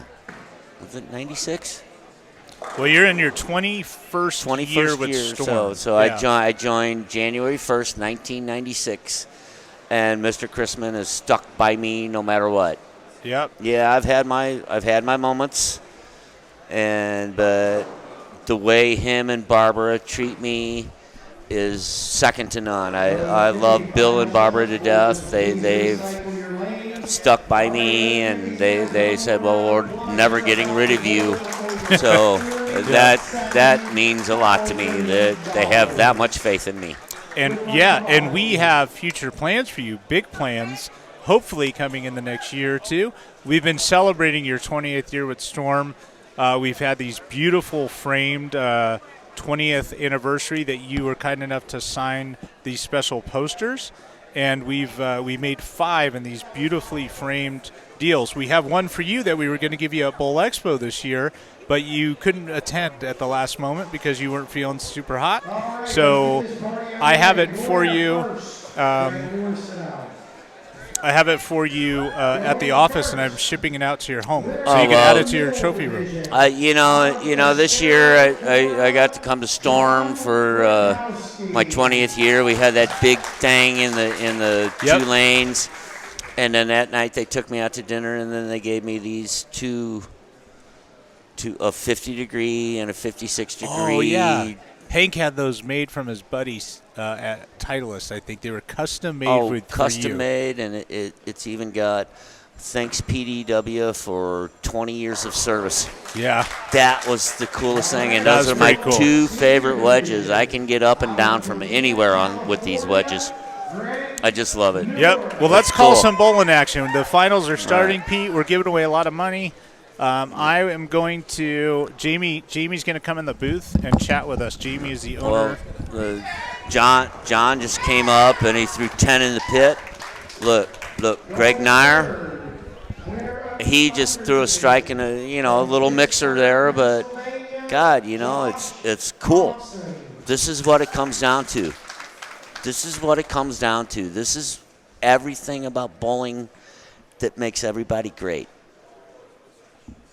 No, this is your friend Josh, right?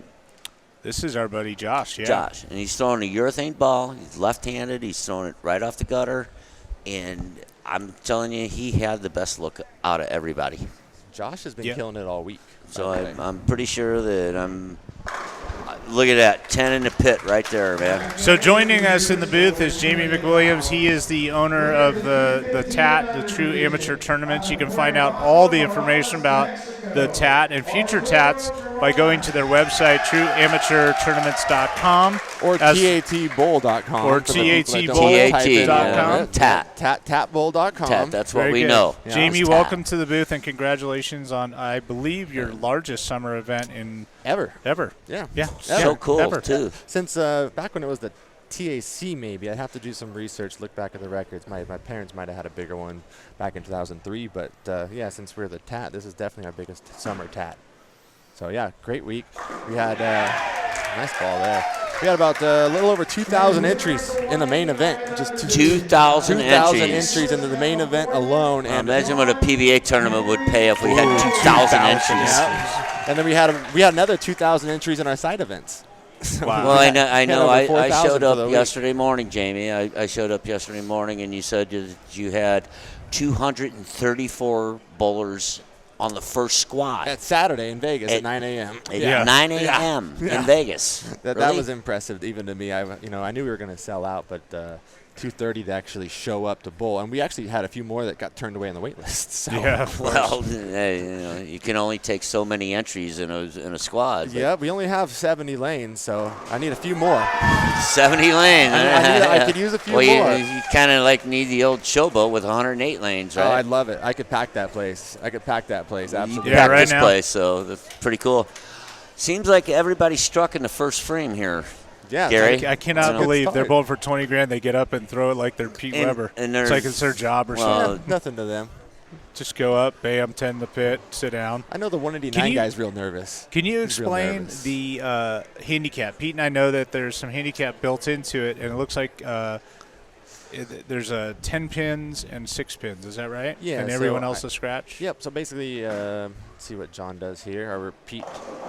Oh, what a lucky break right there, man. Rolled the 2-8 like that. So, yeah, the 189 under guy, he's a 172 average bowler, I believe. He gets 10 pins for this game. That's John Henry Coe from LA. Yeah. He gets 10 pins per game. So Right. I do cut the handicap guys down since Now it's a one-game match on a sport pattern. I don't give anybody full handicap, but I do give him a few sticks. So John gets 10, and Arturo gets 6.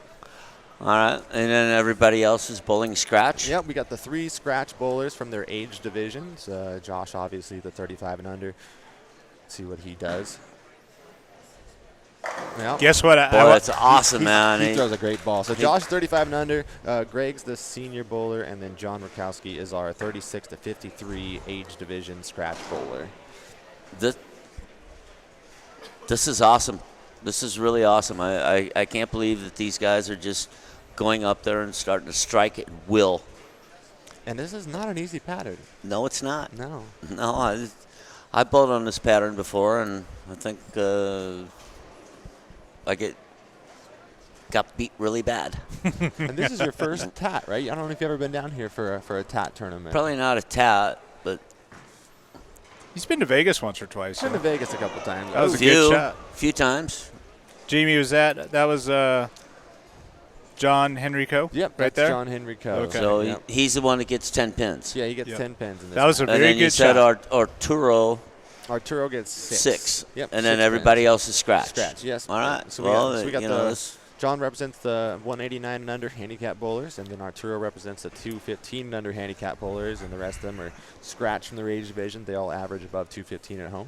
Is John part of the big group that comes from LA? From Souls Group, yes, Yeah. sir. They got Oh, no. They got 85, I think, from LA and Soul and Spanky's group. So Yeah. you know, I keep in contact with Soul all year long. He does a great job taking care of those guys. I mean, he babysits It's them cool. around this bowling. And center. they're all back here, like not all of them, but most of them are here cheering on their buddies. Yeah, you know, the it's guy fun. from LA, you know, someone they bowl league with every week, and now he's bowling for $20,000. It's pretty cool to see your friends do that. $20,000. How do you bowl for that? Plus the progressive too. Yep. Our progressive pot's at almost 11,000. Is everyone in for that? Yeah. What's the progressive? Progressive pot is, like I said, it's up to 11,000. Oh, that's a good ball there. And the winner of the tournament, if he entered into the progressive, he's eligible for it. After we have a champion, we're going to have a little more bowling. He's going to be bowling for the progressive pot, and he can win another $7,500. How does he win that? He's going to have to bowl 3 more balls, and depending on how many strikes he gets in those 3 balls, he gets a percentage of the progressive. Yeah. If he gets all 3 strikes, he wins it all? 75%. But I think leave about for that. next You tournament. could potentially win $31,000. I think I'm hearing that wrong, Pete. Are you kidding me? 20,000 And and then 11,000. 7.5. You can win 75. All right, a little 70 over 7,500. So $27,500. Yep. And the progressive pot costs And $10 to get in. $10 to get in. $10. It's up to almost 11,000. Guess I'm giving my PBA card up, and I'm going to be part of this next year. Pete would like to bowl this next year. Come on, you don't allow seniors to bowl or what? I don't think you're ever going to be eligible, Pete. I hate to tell you. It's never going to happen. You might have a little bit of an advantage over some of these guys, just to be honest with you. I don't know about that, but you know, it'd be cool, you know, to be here for a week and have the potential to win $27,000. And what's funny is I just started the progressive pot last tournament, so in 2 tournaments it's grown to $11,000. That's amazing. Wow. Yeah. Good job, Jamie. Hey, let's talk about. That might have been his first miss of the week. My guy Josh just missed there. Yeah, it might have been his first miss of the week. He's bowling great. Hey, real quick, tell us quickly about the regional events that you started, and you're working with Storm on those. Storm's proud to help sponsor those events as well. And so give the fans at home the inside scoop on these events and why you're doing it. Well, Storm's helped me take over the U.S. in bowling. I'm trying to spread the TAT out. You know, we've only done the 2 big here mega buck events down here in Vegas for the past 18 years. Ever since my dad started it in '99, we've ran a 4th of July and a Super Bowl tournament. So now that I'm the owner of the TAT and I'm still somewhat young, I'm trying to do more stuff and get out there more, run more tournaments. So I started the new one out by Chicago, the Midwest Amateur Championships. Then I started the Northeast Amateur Championships. Those are both $5,000, $150 entry fee. And then I'm also going to be bringing it down to Florida. We're going to do a Southeast one, and then we're going to go to Dallas. And then we're going to go to L.A. And we're just going to start these yearly annual tournaments all over the country. So basically my job at Storm is it's done, and now I travel around the country to all the TAT tournaments and perfect hang out with the bowlers. Is that what you're telling me? Hey, that sounds great to me. more steaks and beers for me and Gary after the tournament's over. Oh.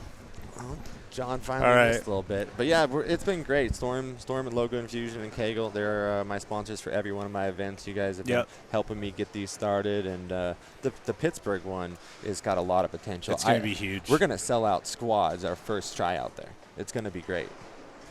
And you say Pittsburgh. The Meadows Casino. Yeah, and then you obviously that Buddy DeLuca is going to have something to do with that too. Yeah, Buddy DeLuca. And Buddy, what a great guy he is. I mean, what a bowling fan he is, and he just loves bowling. But not to take away from the TAT, but you guys run a great tournament too, and you guys just do a great job. I mean, like I said, I was here yesterday morning. And at morning squad, you had 234 bowlers in one squad. And we were on time all day long, too. All day. I know. All week long, we were on time. That's what makes it cool. Yeah, that you're on time. Yeah, we got a great staff. We got a great system in place. I've been doing this almost 18 years now. If I didn't have it down pat by now, I'd be pretty disappointed in myself. So you'd be pretty sad. Guess Dad had something to do with that, huh? Yeah, Dad and Mr. Brad Edelman. Yeah. Oh, cool. Brad's like my mentor these days. Look at this. Look at this. Are you sure he's not the scratch champion? He's throwing it pretty well. And he gets 6 pins too, right? 6 pins. Started out hot. Yeah, the tournament runs real smooth. We've got so many compliments this week about how everything went. These guys, they obviously pull a lot of tournaments back home, but nothing this large. So it's been great to get compliments about how smooth everything is and how well everything's run. Like we just try to run like clockwork, and every 6 months we try to get better and better as we go and just make the tournament better. So I don't think it's going to get any better right now than it is.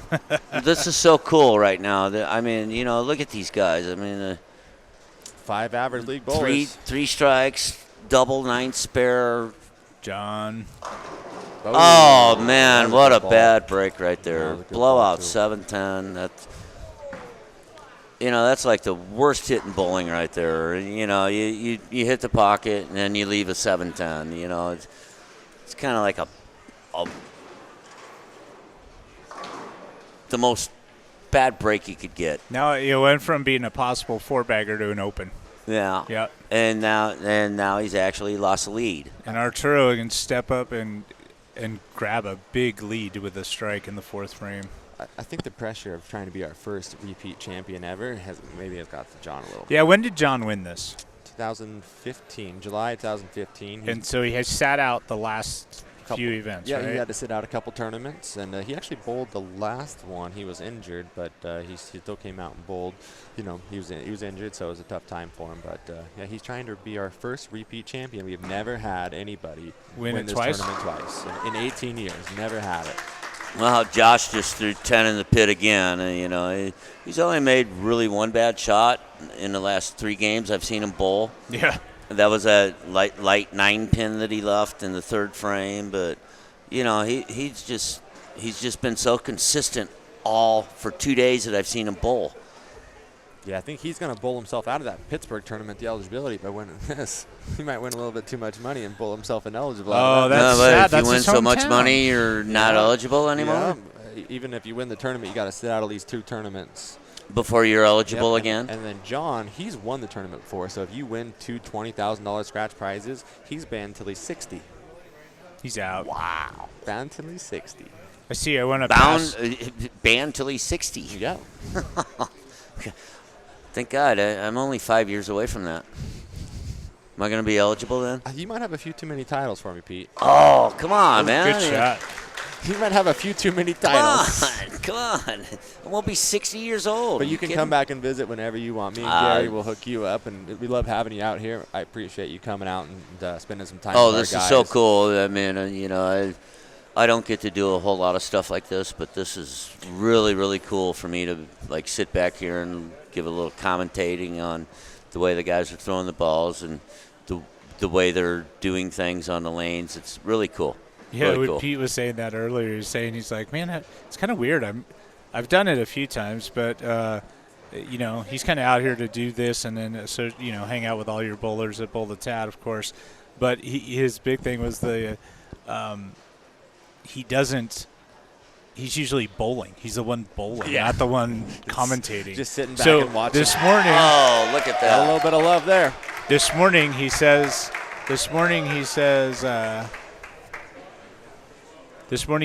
me, he says, you know what? He goes, I'm going to be just brutally honest today. I said, all right, the fans will probably love it. Actually, I've been really nice You've today. been super nice. I haven't you threw that ball yeah. You know. You've been so nice, too. But you know, these guys have made such good shots when they've needed to. You know, they get breaks every once in a while, and you know, that's kind of cool. If you don't get breaks, then you're never going to be a champion. But it's what you do after you get the break. Yeah. Exactly. You know, I watched John get a break, and he took full advantage of it when he came back the next shot. Jamie, what is the second and third place? What are the different prizes? So first place is $20,000. First place is $20,000. $20,000. Right. Then second, third, fourth, fifth. What do you got? Second is $10,000. Third is $7,500. Fourth is $6,000, and fifth place is $5,000. Damn, pays better than a PBA. Yeah. Kidding me? We paid out almost $200,000 since 9 a.m. this morning. No kidding. Yeah. $200,000 in one day. I went down to the cage. I got $50,000 in cash. I brought it up here, and it was gone in an hour. We handed them out cash for money. the first round. Well, of you're finals. lucky I didn't see you after you went to the I cage. Had security, don't worry. But, I would have took care of you. First round of the finals, we paid out $50,000 in cash. Wow. So everyone that got eliminated that first round got $500. Is that right? They walked in the office. They turned in their recap. They got $500, and they left. So we try to make things as simple as possible here. Simple for me, simple for the bowlers. So it was great. Yeah, they paid out in the cash. I know the casino's gonna appreciate that, and these guys can go home with some money in their pocket. Yep. They might even go gamble a little bit. Sure, the casino gets a little cut of that too, huh? Oh, I'm sure that some of these guys are gonna give some back. Oh, well, not me. Of course, I haven't won any money, but I'm not giving any of it back. But I bet some of these guys have made some money this week, and we'll pay out almost $300,000 in cash and prizes for the week. Wow, really? Yeah. $300,000. Yep. This is a national event. It's a national amateur champion, right? Like somebody that wins this is actually an amateur. Great shot there. Wow. Big double. Yeah, it keeps him in the match. I mean, you know, another spare or open for John is not going to be good. Yeah. Yeah, my favorite part about the tournament is seeing average league guys get a chance at big money. Like these guys have been bowling league for years, but you know they've never bowled on this stage, except for John. No, this is. I mean, $20,000 first place, man. For a 170. How many people can say they bowled bowled for $20,000? Yep. Especially nowadays. Well, about what'd you say? Like, how many people did you have this week? We had almost 600 bowlers and 2,000 600 people that just got to bowl for $300,000. Yep. Here we go. Come get their so share cool. Come get their share in Vegas, and we get great rooms at the Orleans. They gave us $40 weekday nights this year. So, yeah. I mean, you're not going to get a $40 hotel room anywhere, especially in Vegas at a nice hotel. You know, so maybe 37 years ago when I started coming here. 37 years. They give us we take up so many of their rooms. They give me the best rates, and I just pass them on to the bowlers. So and you know what? That's so cool of the Orleans to do that and give you the rates that you get, and it just means that the Orleans is appreciative of bowling. Oh, yeah. And they know, 70 lanes they have here. They just remodeled the center, too. I'm sure some of the folks at home can see that they got all new backdrops on the back of the lanes. Yeah, They we got the Las Vegas chairs. skyline, new chairs. Oh, it's cool. It's really cool. New wallpaper, new tables. I mean, this thing just got a full remodel, all 70 lanes of it. Because I think I was here. When did the Orleans open? Do you know? I can't remember. I was We've been here for about 12 years.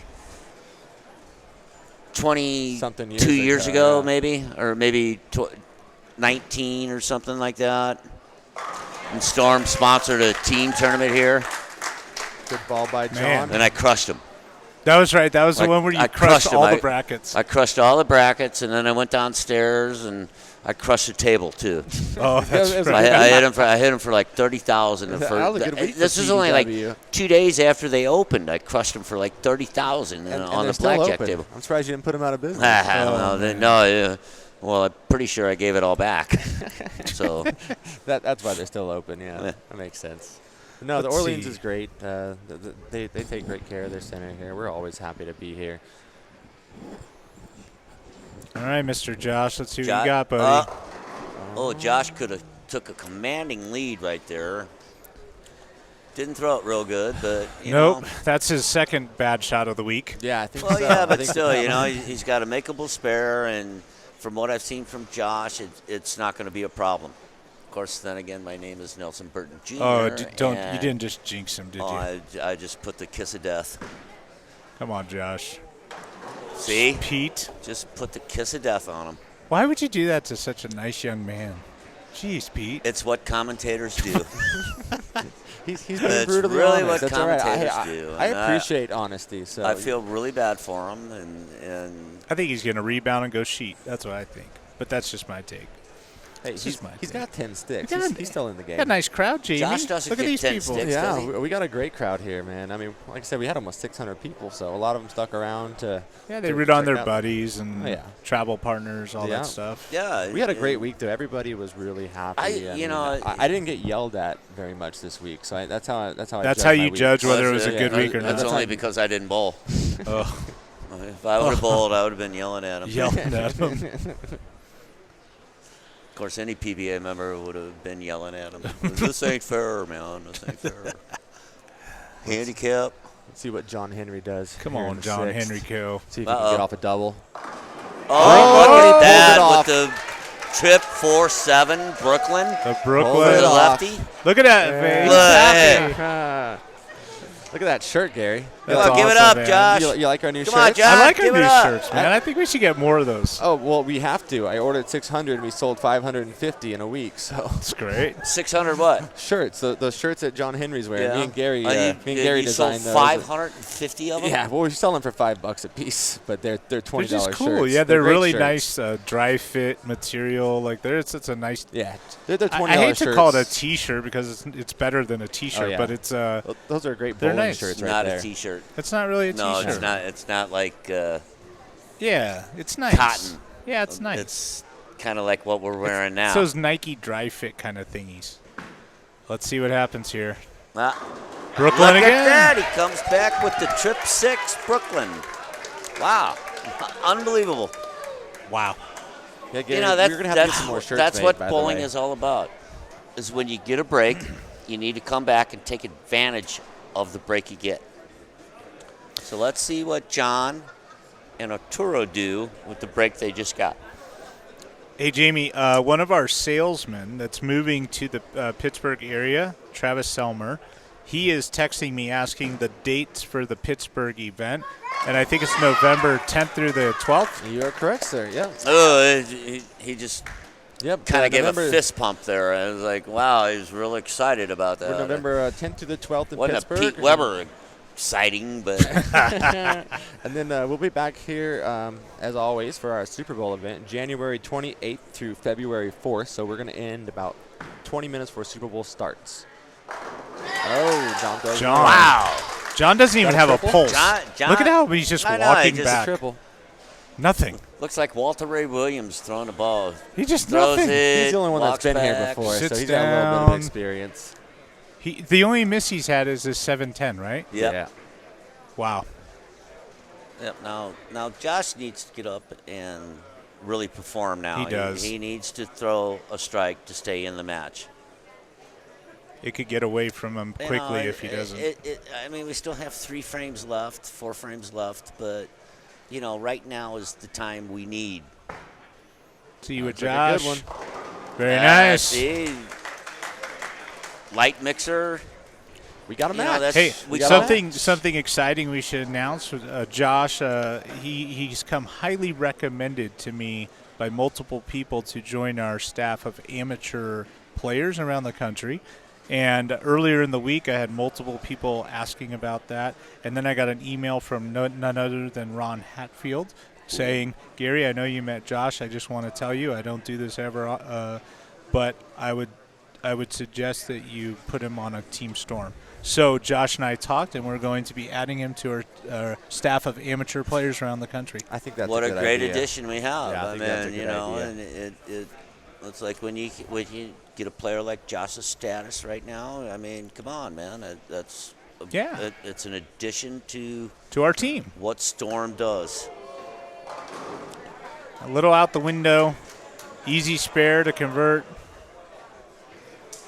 Yeah, that's always good for you guys too. You come out here and kind of scout the best amateur bowlers in the country. Well, I tell you, every now and then. Most of the time the player comes to us. In this case, Josh never said a word to me. He's a very quiet, unassuming young man.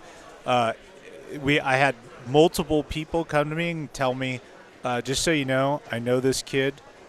This is a really nice kid. You need to take a look at him and talk to him. And then I got that email from Ron, and I was like, man.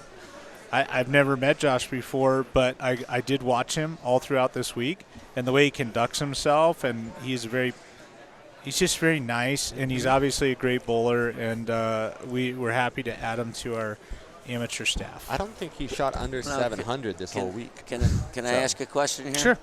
All right, Gary. Our biggest amateur staff city, is it not St. Louis? For players? For amateur staff members? It might be. You might have something to do with that. I'm pretty sure that St. Louis is one of the biggest amateur staff cities that we have. Cause we got a lot of great guys, bowlers there. John Brocklin and people like that. They're just amazing. Shea Bittenbender, Tim Barron. But I tell you what, I can't believe how many people in St. Louis throw Storm. Yeah. Maybe not because of me. I think you maybe probably not have because something of me, to do with that. But, I mean, it's something that I think 5 that out. They know how good Storm is, and they want to throw the best bowling balls in the world. And I'm pretty sure that's it. Yeah, maybe, okay. Maybe Pete has something to do with Maybe, it. okay. Maybe Pete has something to do with it. I think Pete has something to do with it. Yeah. Greg! Look at this, man. Good Boy, we're having a match right here, man. Man, Greg bowls this event all the time. He's our senior bowler, too. He's our senior bowler. That's not Pete Weber reactions right there. there. No? I'm not going to be dancing around like that. You're not dancing around like that? No. But, of course, John's going to get up and throw a strike and just turn around and walk back. Walk back, yeah. He bowls strikes a lot, I think.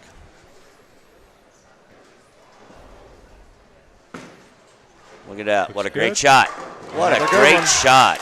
He might have our first repeat champion. We might have one. You might. He almost got excited on that one. It's not over yet. It's not over yet. There's still 2 frames to go. He might have a long wait. Josh might needs to get up and perform now. Yep. Let's see what Josh has got in the Got tank. to perform. Been doing it all week. And I had my staff check here while I was in the booth, and Josh Thompson is eligible for the Progressive. So if he wins, he's going to be bowling for another $7,500. Is he the only one of these 5? Him and John Henry Coe are eligible for the Progressive. Really? Okay. So you got 2 potential winners. This needs to be a strike to stay in it. Oh, no. This is a disaster. Josh. I'm sorry, guys, but Josh is done. Right now, it's kind of like coming down to 2 players. John and the senior guy. Greg. Greg. Yep.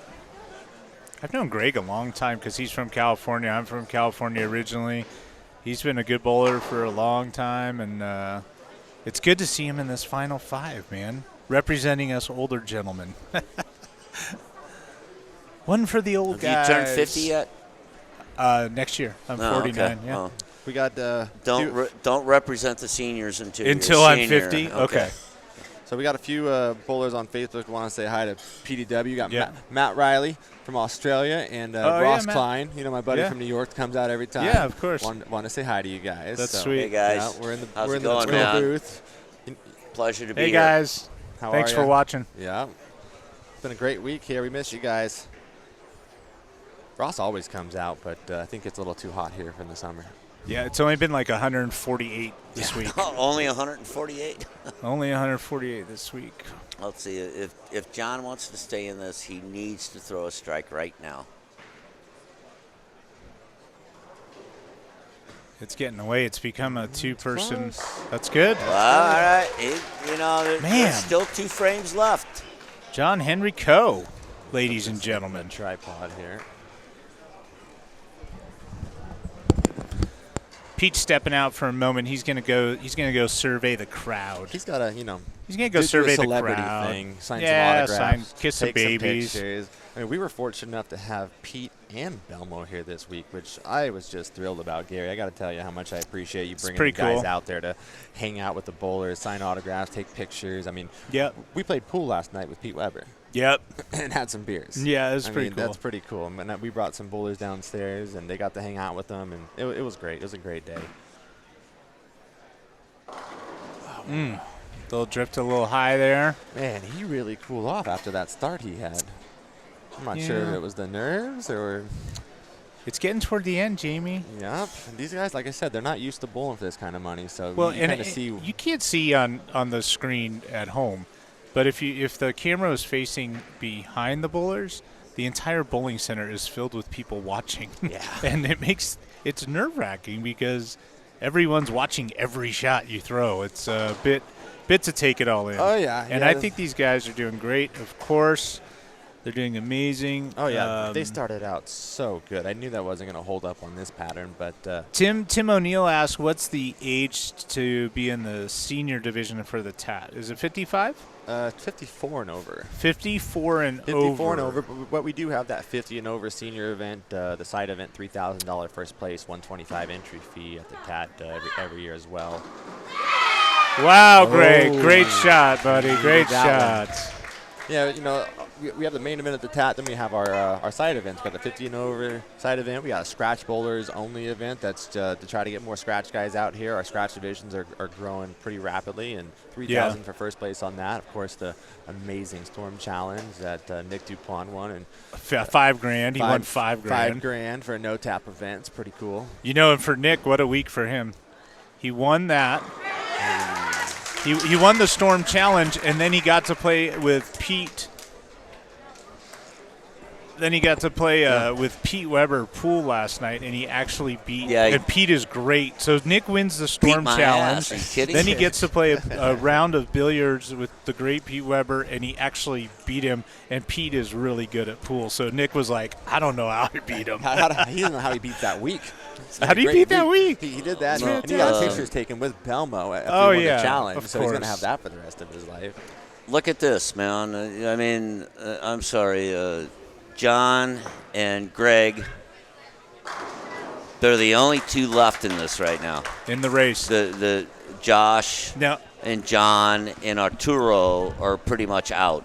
Yep, but Pete, keep in mind, these guys are bowling for 3rd, 4th, and 5th prize money. Still some money. Yeah. They're still, even though they're not going to get up to that 1st or 2nd place, they can still get a lot of money for their 3rd place. Come on, what'd you say? 5th place, $7,500. 5th place is $5,000. $5,000 for 5th place. Yep. 3rd place gets $7,500, and 2nd gets $10,000. Well, it pays more. It's a lot of money. Yeah, pays more than a PBA tour. We did pretty Trust well out me, here man. this You guys tournament, did great. We've This been is growing this thing fantastic. for years, and it's really exciting to see actually, how it is today. if John throws a strike here, he's still got an outside chance. He's still got outside. What a solid just 8. terrible Man, wow. Terrible That's break. almost like me leaving a solid 9. Wow. That- Paula Vidad is on. This Says, is so cool. Hi, Paula. Alex Hoskin. Alex. Ooh, I can't wait to bowl you again, Alex. Yeah, Pete's got a little something to say. Yeah, I'm He'll kicking wait your you-know-what next time I bowl you. I will beat you next time. He didn't bowl nationals with you this week? You didn't get PDW as your nationals team member? No. Pete already bowled. I bowled in March. Yeah. I shot 17-14. Bowled about 100 under. 86 under. It was terrible. I heard it was tough over there this year. I had no clue. I've never been clueless in my life, but I was clueless then. All right, let's see what Arturo can do. Arturo, you're still bowling for some money, buddy. Yeah, I good know. shot. He's good still shot. got a chance. He's still got a chance for like He third. can get maybe up to third. But here it comes. This is coming down to these two guys, John and Greg. You know what? Both these guys, both of them, have a lot of tournament experience. Greg has bowled for a long time at a high level, so he needs to take a deep breath and make that good shot. He bowled a TAT, I think, about 10 years ago. Newer, yeah. Yep. Is Greg that, Newer? Is he related to like Oh, Andy no. Nyer? Oh, Brooklyn's.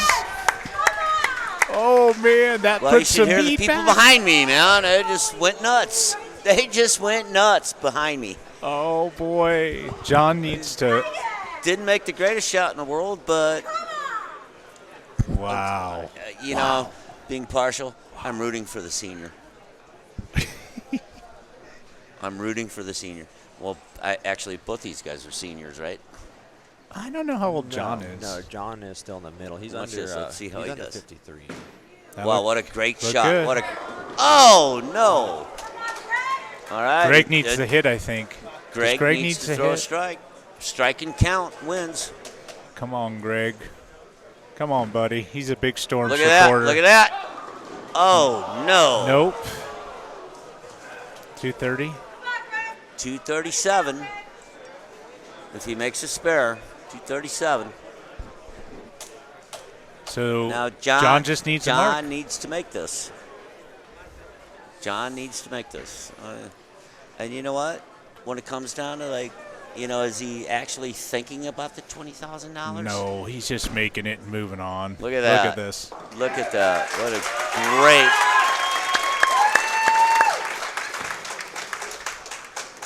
Great game by Greg. Good job, Greg. Nice tournament, buddy. Oh, everybody, you know, everybody that bowled has done a great job. Yeah, these guys have the top 5. They all won their own divisions, Yep. which is amazing. So they're all champions of their own division. And I got to hop out of the booth here with you guys. And, Okay. finish Thanks, up the Jamie. paperwork. Good I gotta job with get the that tournament, giant $20,000 check off of Can the we off have of the can we wall. have Thanks, can Jamie, we for have- having me here. Can we have Pete come help you hand out the Absolutely. trophy, the Yep. awards? I got to go pull that giant check off the wall and Okay, write a name on And it. Yeah. until I get it. Until I get it, because I'm keeping the big check. You're keeping that as a souvenir. I bet you could talk him out of that, actually. Nah, I would never do that. Appreciate never you guys do having that. me. All right, Everybody at thanks, home, Jamie. Thanks for watching, and we will see you hopefully in over Super Bowl back here at the Orleans. Thanks, Absolutely. Jamie. All right, Pete. Well, you're going to have to do a Well, little. I know, you're gonna have but to do a little nice prize giveaway here. That beautiful trophy, a big check. We still got guys bowling for a lot I of know. money. We still. I mean, we got what? So- 20, 10, 75, 7,500, and 6 and 5, I think. $6,000 and $5,000. So man, this these is, guys still this is need a to perform in the 10th frame. $2,500 shot for Yeah. Josh right here. $2,500 on this. Come on, Josh. Oh, great shot, buddy. Ring 7. Ring 7. Ring 7, man. Good shot. You know, it's still that Arturo needs to get up and still throw a good shot. Absolutely. And He's mark. got a chance for third. Arturo can get to And then third. And so John can still has a chance to get to third. Yes, both. Josh is in trouble here. He's All right, he made the spare. That's cool. great week. He's at for 191 as his max score, which would force the other guys to mark. And we don't know if they're going how that's going to work out. We don't know. You know, there's these other guys still got to pull the 10th frame. Yeah. They still got to pull the 10th frame. And, you know, what if they let down, then they're They're losing money.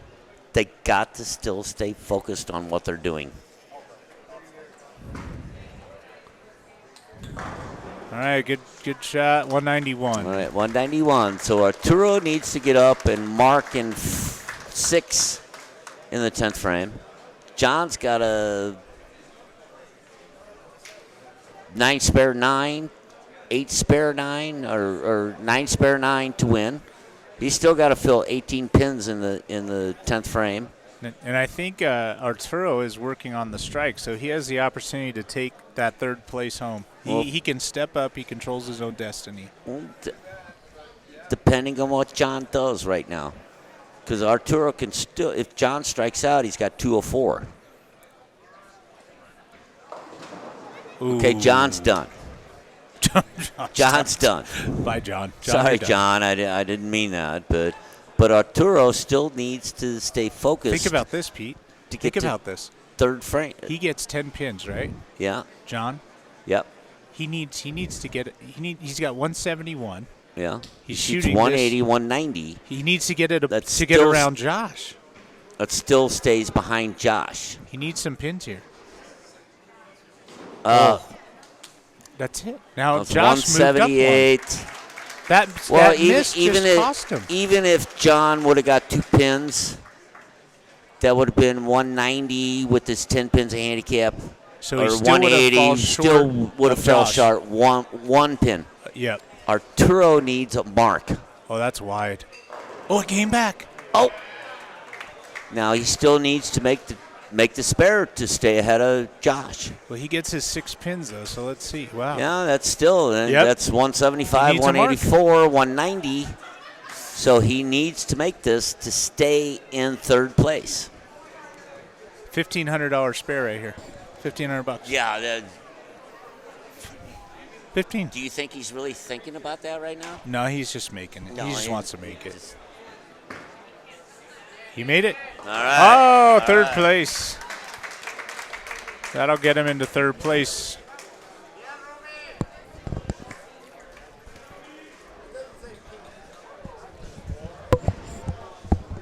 Hey, Tavio, hit his. All right, Pete's got some homework. He's got to go give away some money representing Storm Products. He is going out there. I will hang out in the booth and talk about useless nonsense. Tavio, do you need to give that mic to Pete or anybody? We've crowned a champion, John Rakowski, again. He just won, and he's winning again. Carla Allsgood's in the chat. Hey, Carla, how are you? Pete tells it like it is. Hold on one moment, folks. Repeat champion out of Sarah, Florida.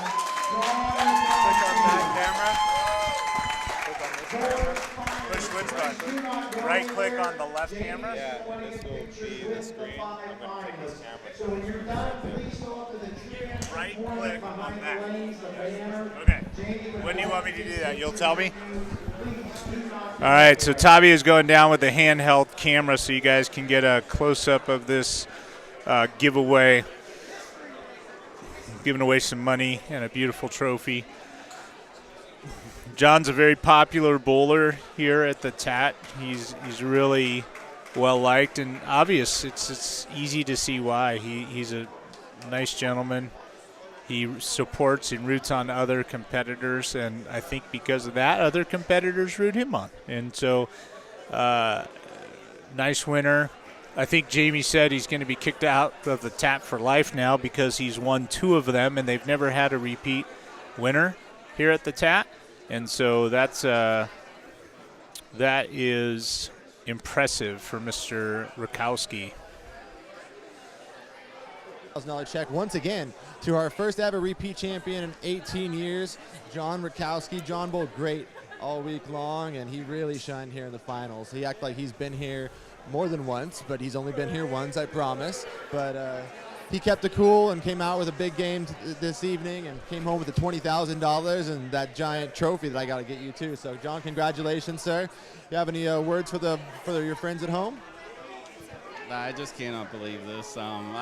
The first time was unexpected. This time, definitely didn't expect this one. It's bittersweet because now I can't come back, but for a few years. But it's a great RAN tournament. I love coming out here. Thank you for everything that you've done. Brunswick, Radical, DBA, can't do anything without you guys. Thank you for Storm for the live streaming. Pete showing up this week. It's pretty awesome. It's pretty awesome. My wife's here this time. She wasn't here last time when I won it, but she's here this time. So it's pretty good. Been a great week, and I still have one more giant trophy. Let me get that for you, Pete. You want to say anything to the people at home? You said enough. No, I mean, they got to hear me on the live stream, but John, what a great performance you had.